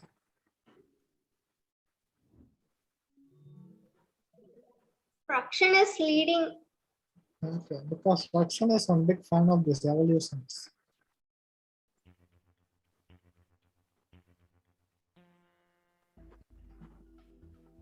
From where did the oxygen came to Earth? This was again a hypothetical question. Blue-green algae, cyanobacteria. Atmosphere from space, helium. I think this is very straightforward answer. You can tell. 3 participants raised their hands. Vignesh, Sanjay, Avinash. After the quiz, guys. From where did okay. 6, 5, 4, 3, 2, 1.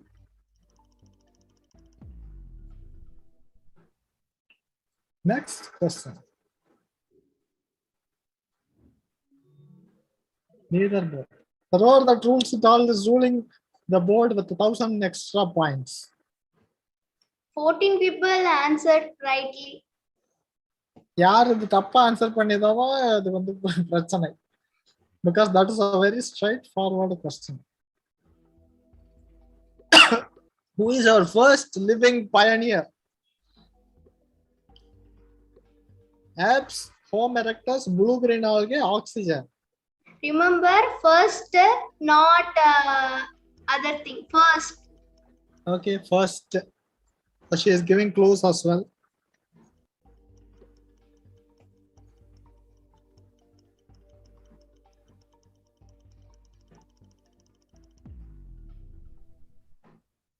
Time's up.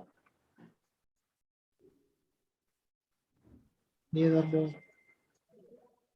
For the roots at all. Exactly 1,000 points ahead of Rahamai. Okay, we got the correct answer. The blue-green algae. Yeah. The next question.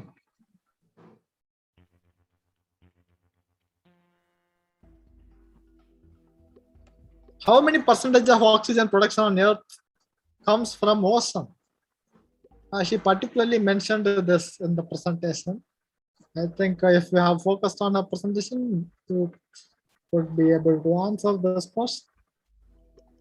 50 to 80% of, 40 to 90% of, 10 to 50% of, or 50 to 100% of. Let's see. In 10 seconds, we will know the answer. No, in 1 second.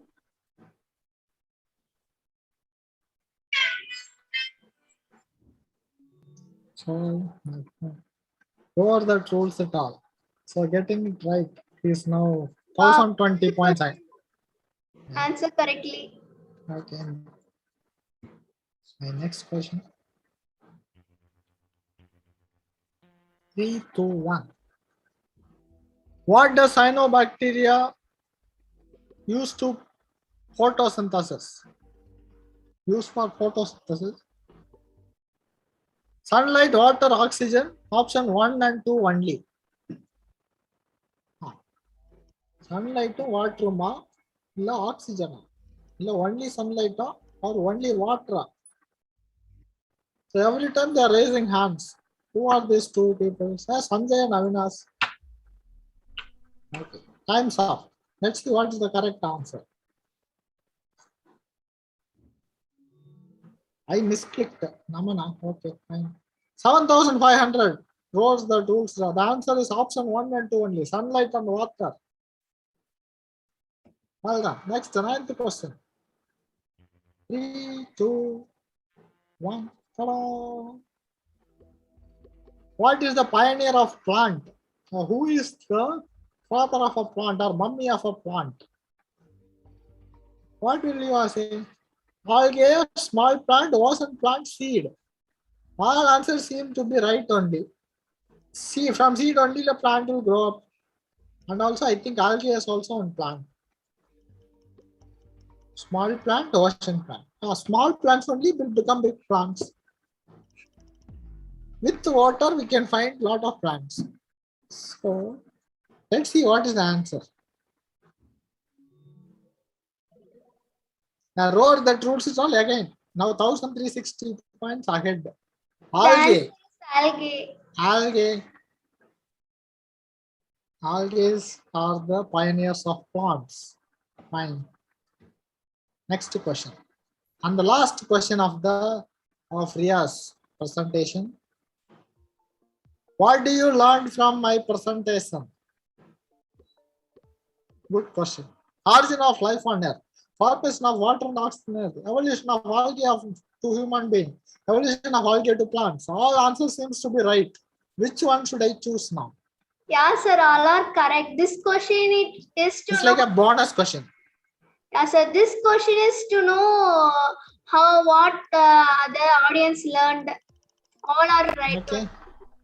Okay, this is like a bonus question for you children. So you don't have to worry. Yeah. So see, everything seems blue. Well done. And none of them chose evolution of algae to plants. Why done? Why children? Fine. Well done. Well done, Riya.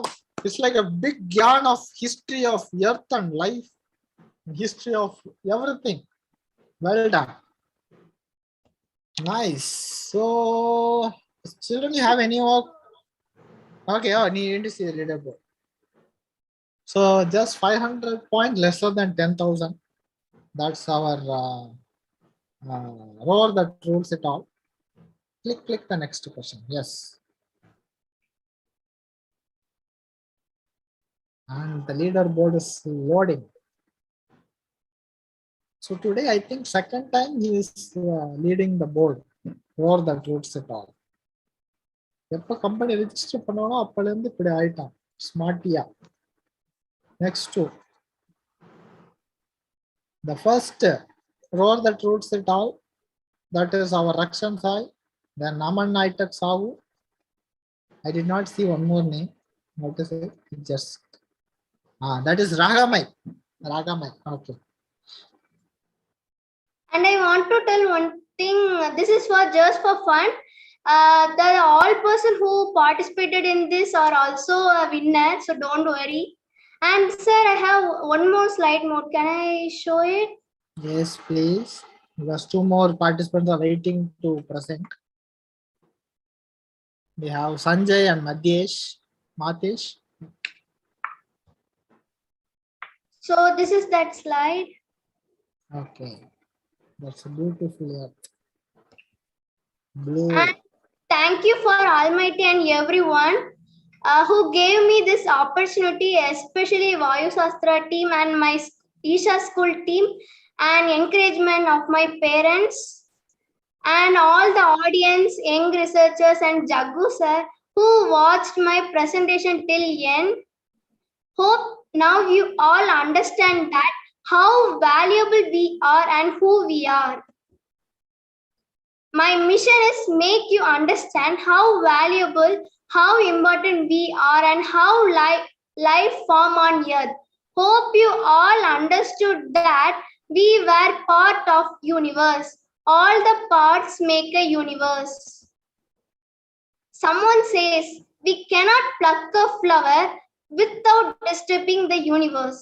That level we are connected and oneness. To be continued. Well done, Riya. Let's give a huge round of applause for Riya. That's her first live presentation in our Young Research Crew Future Scientist Meet, Chapter 8. Thank you, Riya, for the beautiful presentation. Let's welcome our next presenter. That is none other than our Sanjay, the MD of Aerospace now. Let me introduce him a little more formally. So, Sanjay.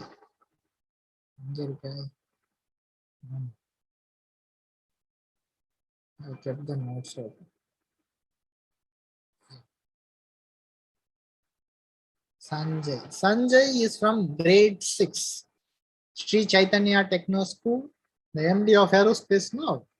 And his presentation is, do you know space? I don't know. Tell me, Sanjay, what is space? First, you need to unmute. Wait, let me unmute you. Yeah, unmute yourself. Yes, sir. Can you hear me, sir? Jaggu, my name Jaggu. No, sir. Sir? No, sir. Jaggu. Jaggu. You're feeling shy to call Jaggu? I am a super monkey, you know. Fine. Start. 1 minute. So, do you know space? I am sitting in a space. We are living in a space. This earth is in space. Yes. And all the planets are in space.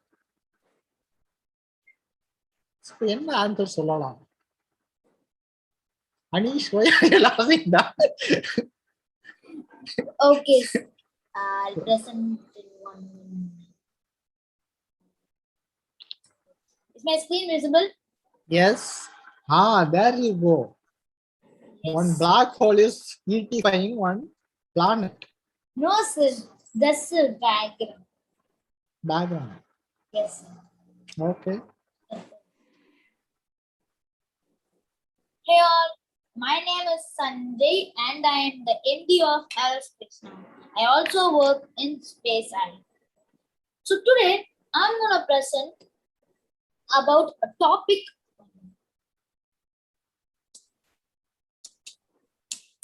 Do you know space? No. I can see a cursor. Do you know space? By Sanjay. So if I ask what is space, you may all say the definition of space like space is in black color or some point like we all live in space or our planets and other celestial bodies are present in space. But let us see what is really space. Before that, let me tell you what are the main ideas of this presentation. So the main ideas of this presentation. First idea, to know the basic concepts of space. Second idea, to test your knowledge on space. Third idea, to know about some facts on space. So now let us dive into this topic. So when I told or when I asked what is space or do you know space, you may say the question you will arrive at the question what is space. Let us introduce what is space. From the perspective of Earth, outer space zone is that occurs like 100 to 100 kilometers, which is about 60 miles above the planet. So it is actually exosphere. But we all know our sky is blue in color. Yes? Yes. Sky is blue in color. Anyone can guess why is that? Yeah, type your answers in chat box. I think most of them will know because we discussed this earlier. Yeah, that's going to help in upcoming talk about space. Anyone? Okay, he is asking for answer. Why Earth is blue? No, why sky is blue? Why sky is blue? And why is space black? Why is space black? This is a new question. Let me see who has the answer. First question, why is sky is blue? Second question, why is... Send privately, guys. I think you're sending privately. Anish Noel, actually sky is white. White. Okay. He is saying why it is blue. He's asking. Actually, the sky is blue in color or kind of whitish because of the oxygen present in the sky. Because of oxygen is very less. Okay. Yeah, but in universe, the abundance of oxygen is very low. It's actually the third place in universe. First is gonna be hydrogen, and it's in the third place. Someone saying because space is a dark place. He's only why it is dark. Hey, I just said why it is dark. It's saying that space is a dark place. Okay, some funny answers are there too. Actually, it is dark. Yeah, dark. So it is because of the oxygen molecules are not enough abundance to make the sky blue, or not the sky, actually the space is sky. Okay, Sanjay, Darsha has an answer. Because the space is empty. That's why it's dark. Yeah, that's sensible answer. That's also technically correct. Yeah, technically. So next. So let me first talk about. It's raining.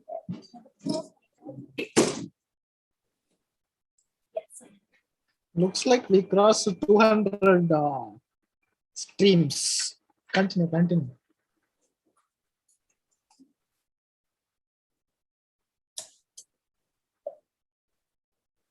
So in the Marini area, if you are asking more questions like that, I'll put all of you to unmute themselves so that they can answer you in between. You want them to or a radiation invisible to our eyes.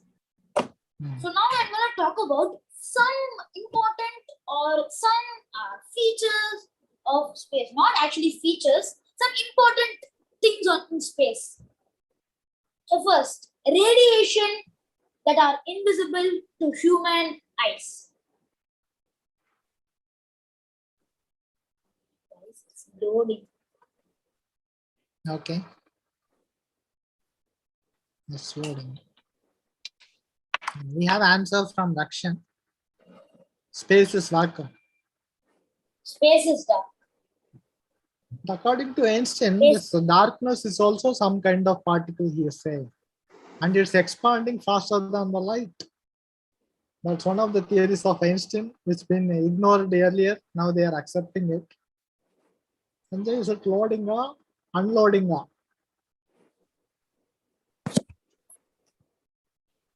I can see radiation in this building. Yes, sir. Most of space is relatively empty, as Rakshan told vacuum, meaning that there are just airy parts of dust and gas particles inside of it. This means that when humans send a satellite to a distant planet, the object will not encounter drag. Drag means pulling.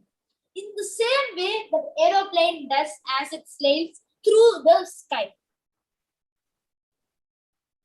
The vacuum environment of the space. Sorry.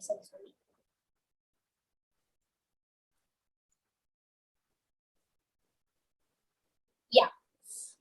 An example is about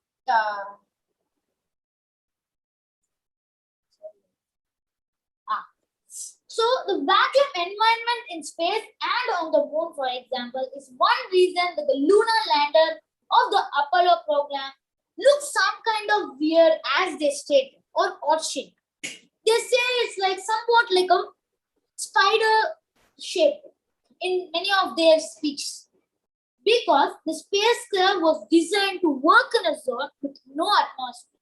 There was no need for smooth edges or aerodynamic shape. So, if you all have attended Vaayusastra classes, I think this was not recorded in the actually YouTube video, but I have presented about aerodynamics. So aerodynamics is a flow of air through objects.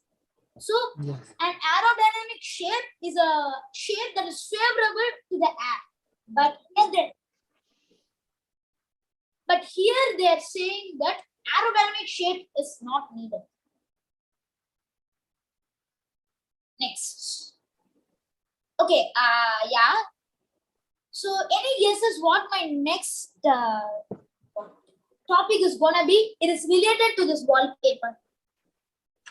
The background, my back. Black hole. Background, not back. Any guesses you can? Okay, yeah. Stars. Black hole, wrong slide. Wormholes. Wormholes. Yeah. Okay, yeah. That's all. That's right. Yeah, you all guessed it right. First, I think Hema, she said black hole. Yeah, that's gonna be correct. And Anish Nagarajan, wormholes, and that's right. Black. I also said black hole. Yes, sir. Sorry, I didn't hear it properly. So black holes, and black holes are one of my favorite celestial bodies or celestial thing or substance which is present in the universe. So I've concluded some theories too. So first, smaller gas. So how are black holes first formed? So black hole. Yes, sir. So black holes are forming because of the gravitational collapse of gigantic stars, which forms a singularity from which nothing can escape. So gravitation of the black hole is very strong that even light cannot escape. Hence the name of the object. No one is quite sure what lies within a black hole or what will happen to a person or an object who will fall into a black hole. But research is ongoing. It's ongoing. So here I have read somewhere that if someone or something goes into a black hole, it or they will be stretched like spaghetti. They'll be stretched. Okay. They look like spaghetti. And even some theories suggest that if you go into a black hole, you will travel through a wormhole and you will come out of a white hole. This is a theory, not proved yet, but black holes and white holes. So white hole is something that is opposite of a black hole. White hole pushes out the objects that are into it or that comes from a black hole and goes inside it. So an example of gravitational waves or rides in space-time that comes from interactions between black holes. This was first predicted by Albert Einstein, a famous physicist at the turn of the last century. When he showed that time and space are linked, time speeds up or slows down when space is distorted.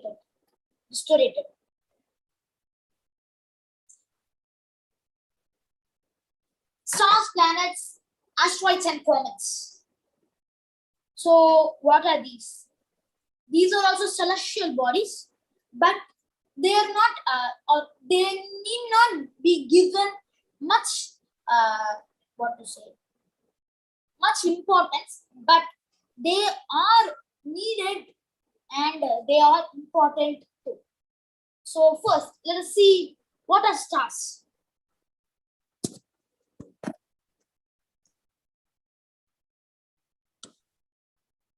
Stars, like our own sun, which is helpful for life to exist on Earth, are immense balls of gas that produce their own radiation. They can range from red supergiant to cooling white dwarfs that are leftovers of supernovas or star explosions that occur when a big one runs out of gas to burn.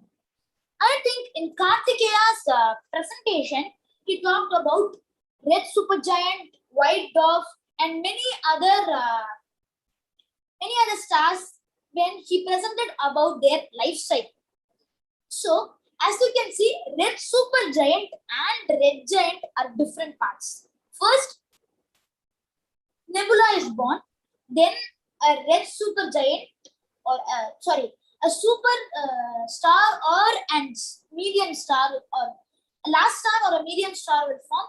Then a red giant or supergiant will form, and it goes on to supernova black hole for red supergiant, and for red giant it will be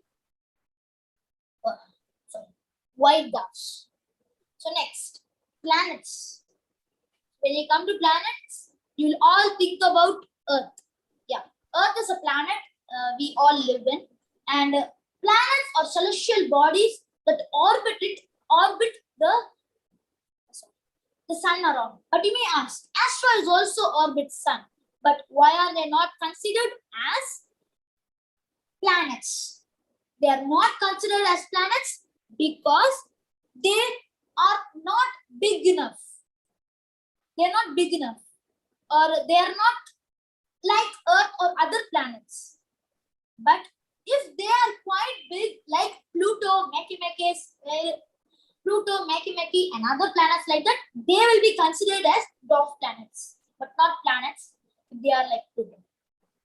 Next, asteroids. Asteroids are also celestial bodies that orbit around the sun. As you can see, you know the asteroid belt, which is between Mars and Jupiter.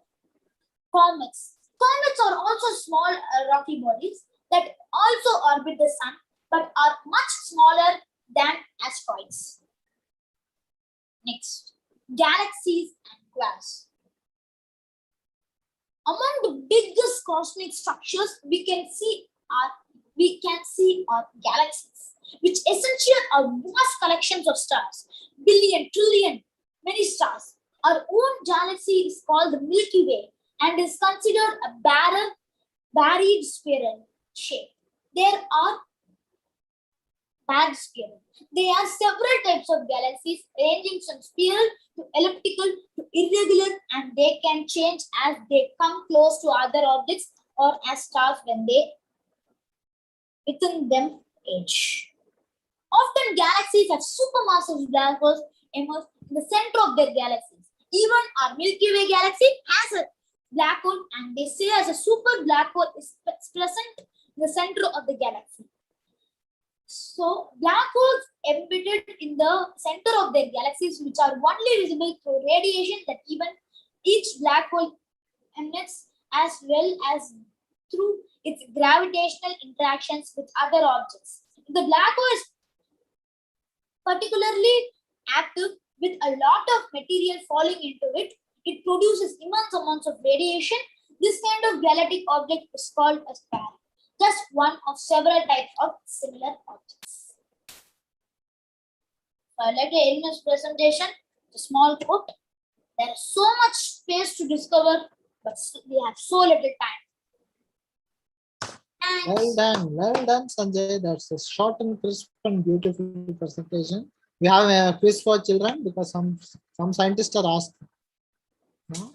Yes, quiz is there. Quiz time. Okay. Where you can share the link. Meanwhile, they join. You can answer the questions. Actually, so before that, I will explain some rules in the quiz. First, guys, actually attend the quiz with your own name, because if you start like, for example, if you go like AD, not AD, I know that's Avinash, but if you go like target space CEO or something like B and type your number and all, I can't notice who you are. I don't know how to call you.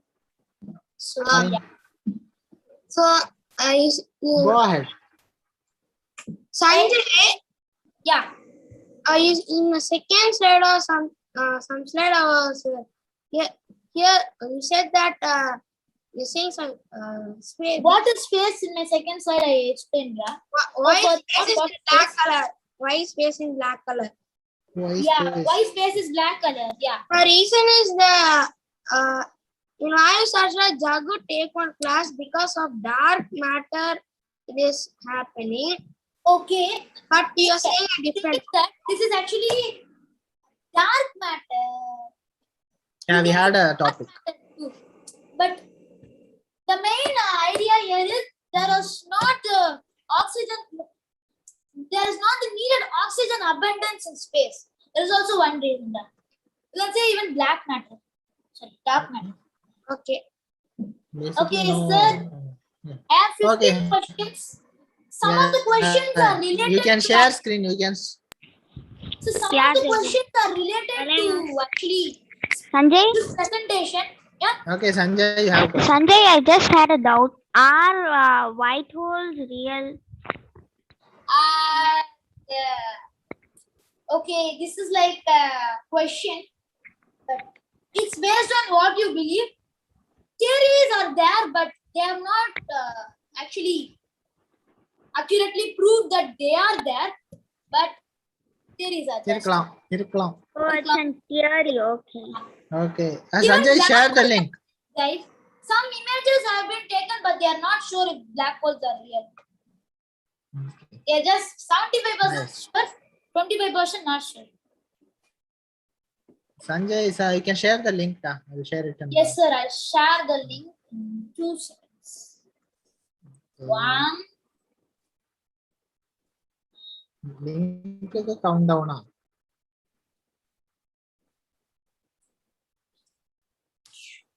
Okay. Share the link. So link is ready. We have question from Avinash. Yep. Avinash. No questions. Share the screen link also. Okay. I'll share the link. Sorry, I'll share the screen in 2 seconds. Guys, okay. Yeah. Okay, we have the role that rules it all. I know familiar names, I know. Like the role that rules it all is actually action. That Dashrai Harjit, Anish Novel, Radma, Sapi, Emashri, Matheysh. And this number, I told not to join a number. I don't know. 122. 122. That must be some number. I don't know. So we have It's target okay, space. da, let them in. We have more than 11 players now. Okay, guys. Yeah, everyone is there. They will join Anyone us, joining can join. Let's wait till 13, sir. Is it a timed quiz? No, sir. It's actually a normal quiz, I think. Then you can start. You can start. They will join. Okay, If it's a guys. timed quiz, we need to wait. You just Yeah. start. They will join. I'm gonna start 5, 4, 4, 3, 3, 2, 2, 1. 1. Started. Okay, the first question. Sir, can I show you the question, sir? Yeah, I will read it. Yep. அதுக்குள்ள answer பண்ண ஆரம்பிச்சாங்க. Who among the following is not part of Project Apollo? Neil Armstrong, Michael Collins, Yuri Gagarin, Buzz Aldrin. Actually, I mentioned 2 weeks ago about, 1 week ago about an exam. I know the answer. Next question. So I think everyone will know. Okay, the Big Bang theory is related to which of the following? Continental drift, origin of universe, origin of Himalayas, eruption of volcanoes. This is actually easy question. Everyone should get correct. Why did you put origin of Himalayas? Sir, just fine. Which is the following celestial phenomena occurs due to stars? Yeah. Ozone, rainbow, comet, black hole.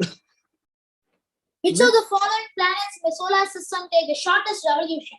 Venus, Mars, Mercury, Earth. This all of you should be knowing. It will get tougher, sir. From the fish question. Oh, like that. Yeah, so, from easier they can get the confidence. In the question ke yaro tappa answer எழுதிருக்காங்க. சரி விடு.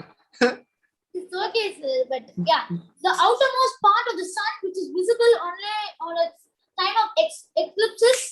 Actually, me and Rakshan discussed about it a long time ago when we presented about the outermost part of sun, which is visible only at the time of eclipse. Photosphere, corona. Wherever we go, this fellow follows. Chromosphere, core. 6. What was the first animal launched into orbit? Chimpanzee, dog, pig, cat. Everyone has got it correct. Got it correct? Yes. I think they all know. That fellow is. Question. I don't tell which animal it is, but I can tell its name. It's called Laika. What are the only? This question is getting tougher. 4 incorrect, 2 correct.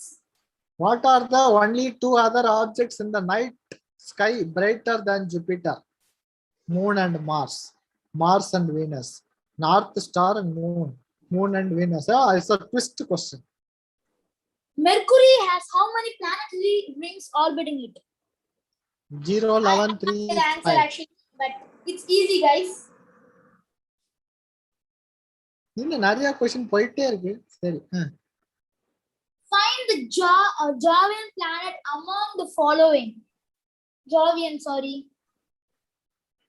So what is the Jovian? Find the Jovian planet among the following. Jovian planet.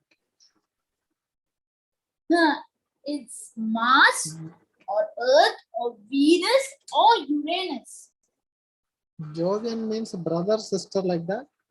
Okay, No, what is ISS? Sir, 8 of them got incorrect, sir. I didn't expect this, sir. International Space Station, International Student Service, Indian Space Service, Inside Sun Secret. Hey, boys, what are you doing? It's very easy, sir. I think they wantedly playing with you, Sanjay. They are teasing you. Okay, how much do astronauts grow in space?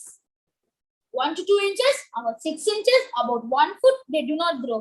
I think all young researchers I can will give be you a knowing clue, this. guys. The last option, they do not grow, is wrong. What a clue. ரொம்ப பரிவுதான் உனக்கு. Okay, what was the planets in their orbits around the sun? This is a very easy question, sir. It's easy. And 2 of them got incorrect. Yes, sir. What is this? Gravity, speed, string, air currents. I'm so sad.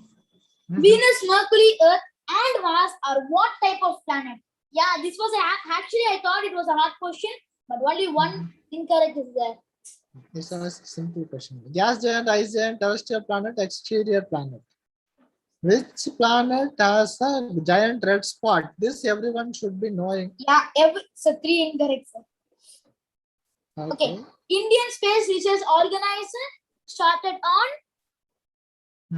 This I think someone presented last week. No? Rakshan, history of ISRO. I think he will get it correct. So now let's see the leaderboard, sir. Who is leading? Yeah, leaderboard. Sir, the number is leading, sir. I don't know who is the number. அதுதான் twist. முடியுமா? எவ்வளவு பேர் researchers இருக்காங்க? Number lead பண்ணுதுன்னா I think you got an alien in the group. Yeah, Yes, did you remove him? Sir, no, sir. There was again a link in the thing.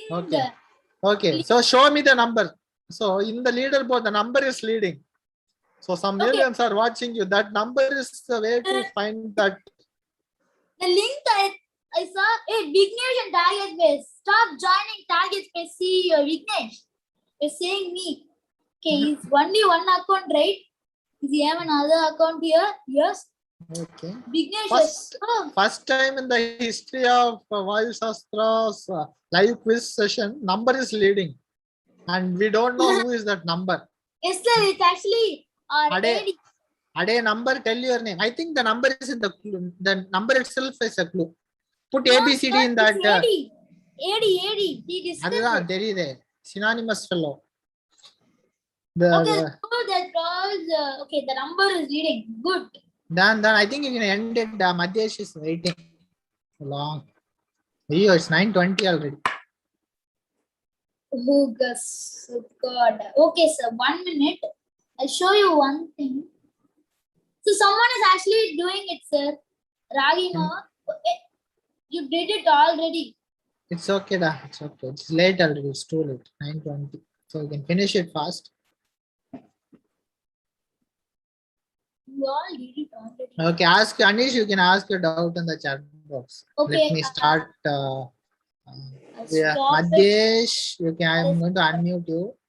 So be ready. We quickly start. Okay, sir. Okay, so let me introduce. And well done, Sanjay. That's a nice and interactive presentation. And I can see a lot of questions. Well done. Okay, all of you, let's give a huge round of applause for Sanjay. Who is Jurassic School bus. Sir. Sir. Who among the following is not a part of Project Apollo? Somebody told Neil Armstrong, sir. Sorry. They are just teasing you for your questions, simple questions. இதெல்லாம் question போடுவியா அப்படினு they wantedly put it. Sir, any guesses what was the answer, sir? Uric acid. Okay. So anyway, done, finish.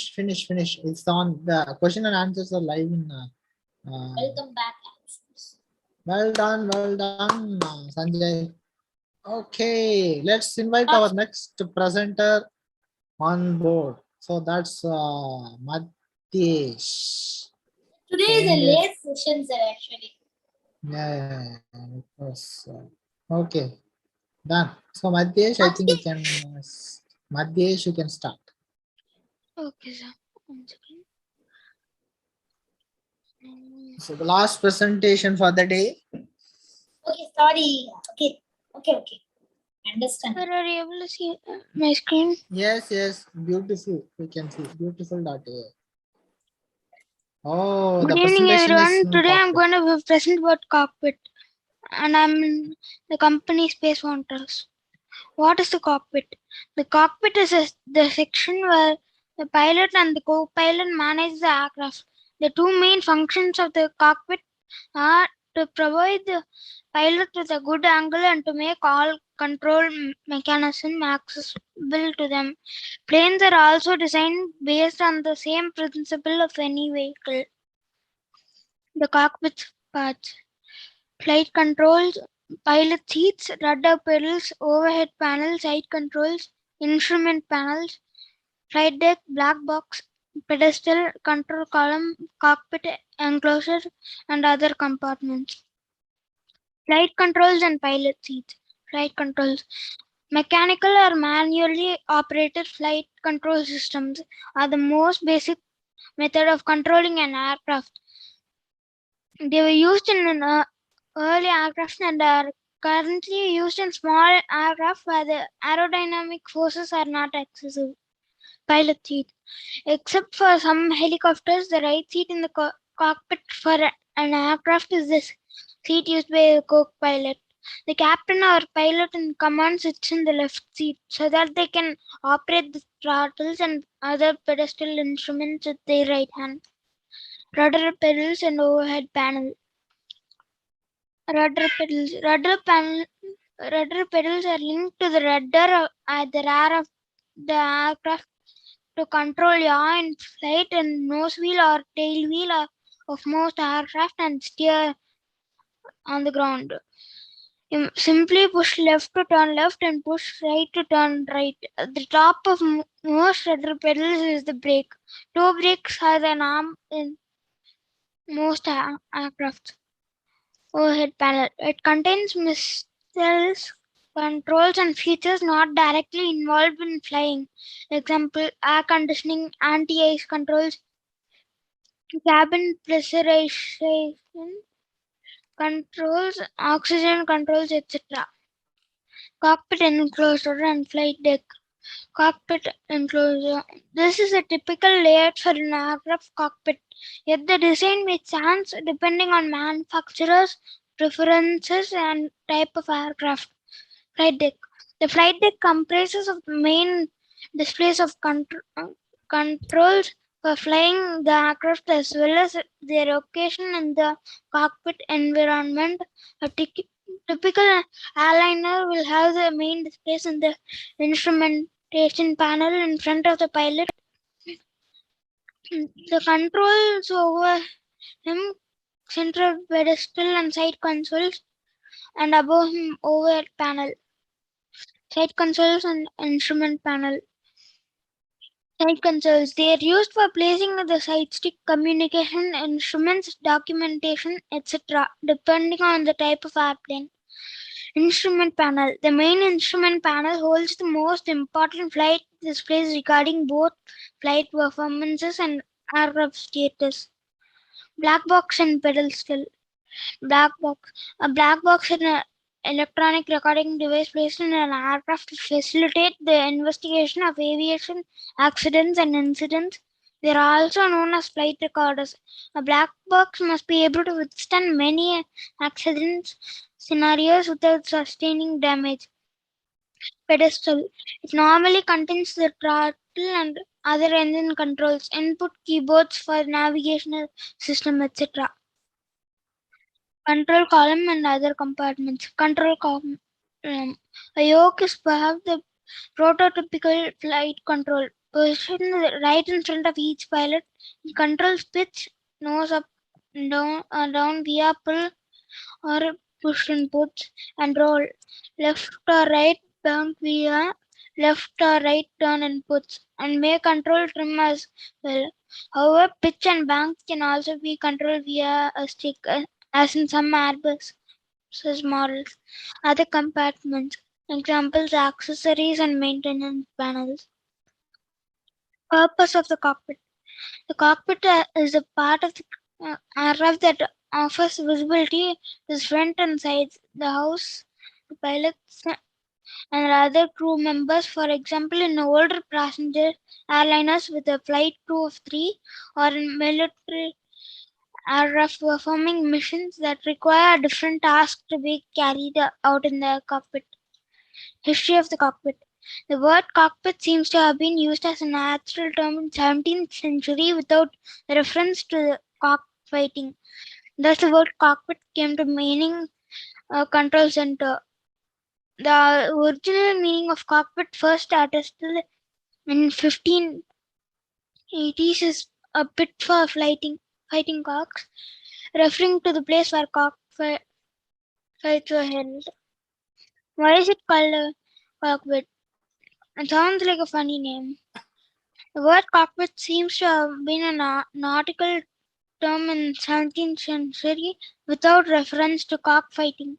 Thus, the word cockpit came to mean a control center. The original meaning of cockpit, first attested in the 1580s, is a pit for fighting cocks, referring to the place where cockfights were held. What does cockpit mean on a plane? The cockpit is the part of the aircraft that offers visibility to the front and sides. The houses. No, I think I copied this later. Okay. Can you visit cockpit during the flight? For the most part, even pilots can't freely enter and exit the cockpit in flight anymore. For the most part, cockpit visits are at the pilot's discretion, so it's all function of how busy they are. They may be willing to let you visit before the flight or after the flight or not at all. Are people allowed in the cockpit? In the new order, the DGCA said that no person shall enter the cockpit and occupy the jump seat during flight time unless they are a crew member of or an officer of the Civil Aviation Department of India Meteorological Department authorized by DGCA to perform official duties. What is another word for cockpit? In this page, you can discover 14 synonyms, antonyms, and related words for cockpit, like bulkhead, compartment, quarters, cabin, flight deck, coaming, aft deck, engine room, wheelhouse, and pit. What does cockpit contain? Within easy reach of the seated crew, the cockpit contains all the display, control, and communication equipment that crew members need to operate and navigate the aircraft on the ground and in the air, talk to the ground installations or other aircraft, and monitor or control onboard systems and equipment, engines, fuel. Thank you. Quiz time. Nice, Matheysh. So we'll do this topic again one more time because it's too late also. Fine. Okay, now share the quiz link. Share the question, and this is a One nice second, topic sir. to share. So what I can do, I'll cut this part separately and put it also, because this information Okay, has to be shared to a lot of people. 1 second, sir. So students, you have any doubts related to cockpit or questions you can ask. Yeah, Harijit, ask your question. So I'm not having any question. I want to say to you one thing. Today I meet you one person is working on Boeing as a 777X plane. He's working on Cockpit. He's designing a cockpit for that plane. Cockpit. Oh, nice. I meet today. Oh, nice. You can invite him to our this thing for the young research to meet. Yeah, he's my uncle's friend. Oh, nice, nice. Because so if he meets you guys. Sir, I sent the link. Oh, nice. Oh, we have 4 audience already. So 4 participants already. I'll post this link. YouTube live posted it already.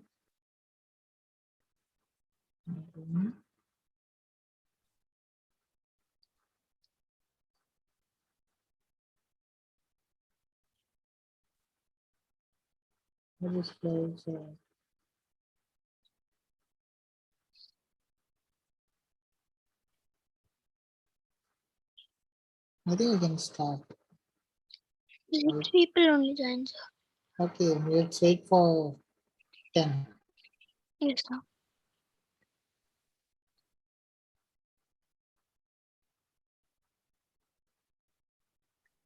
We have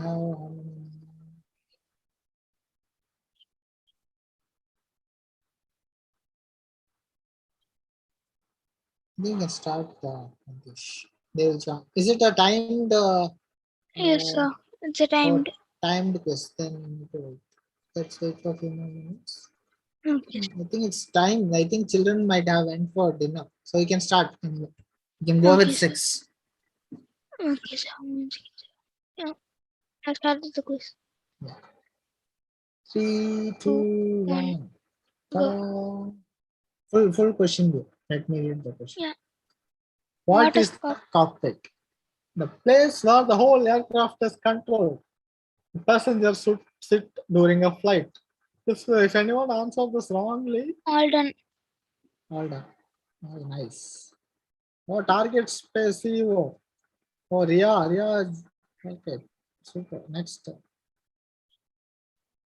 3, 2, 3, 1. 2, 1, go. Ta-da. Good question. Are the passengers allowed in the cockpit? Yes, no, maybe. This All is done. next. So Riya is leading. Yeah. Satya is following her. 2, 1, go. Where is cockpit located? Front, back, in the middle. All done. All done. Next. Riya. So this is like, I think most of them got correct answers. But this Yes, is sir. about not answering correctly. How fast you answer matters. Next question. 3, 2, 1. Go. What are the 5 main parts of cockpit? Flight control, pilot seats, rudder pedals, overhead pedals, side controls. Pilot seat, black box, instrument panel, flight deck, rudder pedals. Okay. This also kind of one person was checked. I'm not. Okay, done. All All done. done. Next.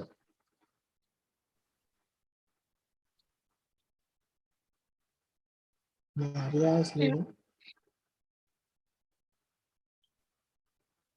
3 people put pilot seat, back box, instrument panel, flight deck. Okay. So the first both looked almost similar, but there are some difference. What is the other name for cockpit? Bulkhead, compartment, cabin, all of these. Rakamai and Aishwarya, thank you. Rakamai is thing, I think Shruti Rukman. Time's up.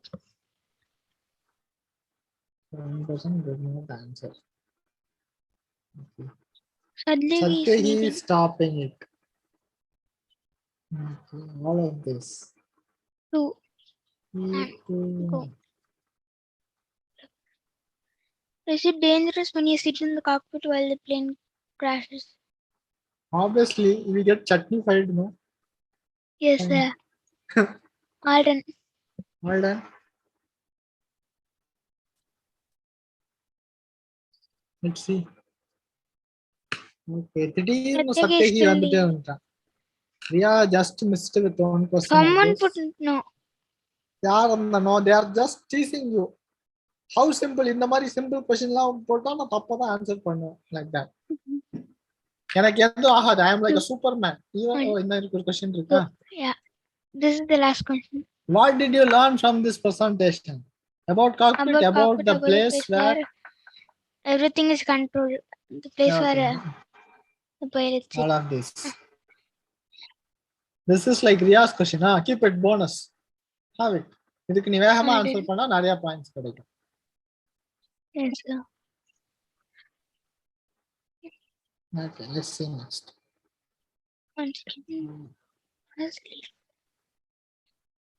Satya is still leading. Yeah, next கொடுத்தா வந்துரும் leader board actually. Next, give the next question. Click the next question. Yes.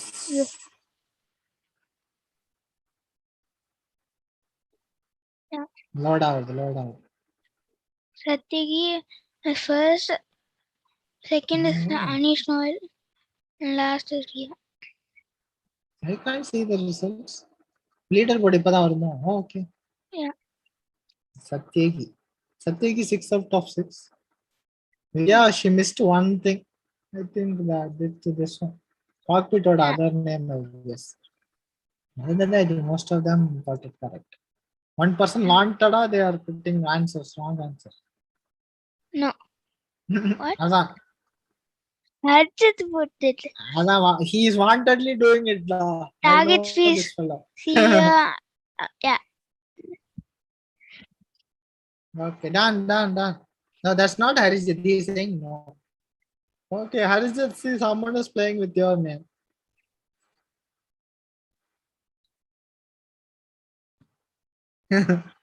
He's saying no. Okay. Atya. எவனோ ஒருத்தன் உன் பேர்ல விளையாண்டுருக்கான். Nice. Well done. Today, actually, even though it's a long session, I felt it's very engaging session. It was more than 2.5 hours, but still it's like very engaging. Okay, done, Matheysh. That's a very nice presentation. So it's 9:40 already. My mummies and daddies will be திட்டிஃபைங். இந்த வாயுசாஸ்திர பசங்களுக்கு இதே வேலையா போச்சு. எப்ப பார் 9:30. எப்ப சாப்பிடுறது, எப்ப தூங்குறது. So sorry parents for that. So it got Sir, extended. I think it's 2 hours 40 minutes. Yeah, it went. The plan was only to complete within 9 o'clock. But it just okay, fine. Okay, thank you, young researchers. Thank you, participants. Thank you, viewers who are watching this. See you all tomorrow with one more, the chapter 9. We have 6 more amazing talents presenting their presentations with new topics.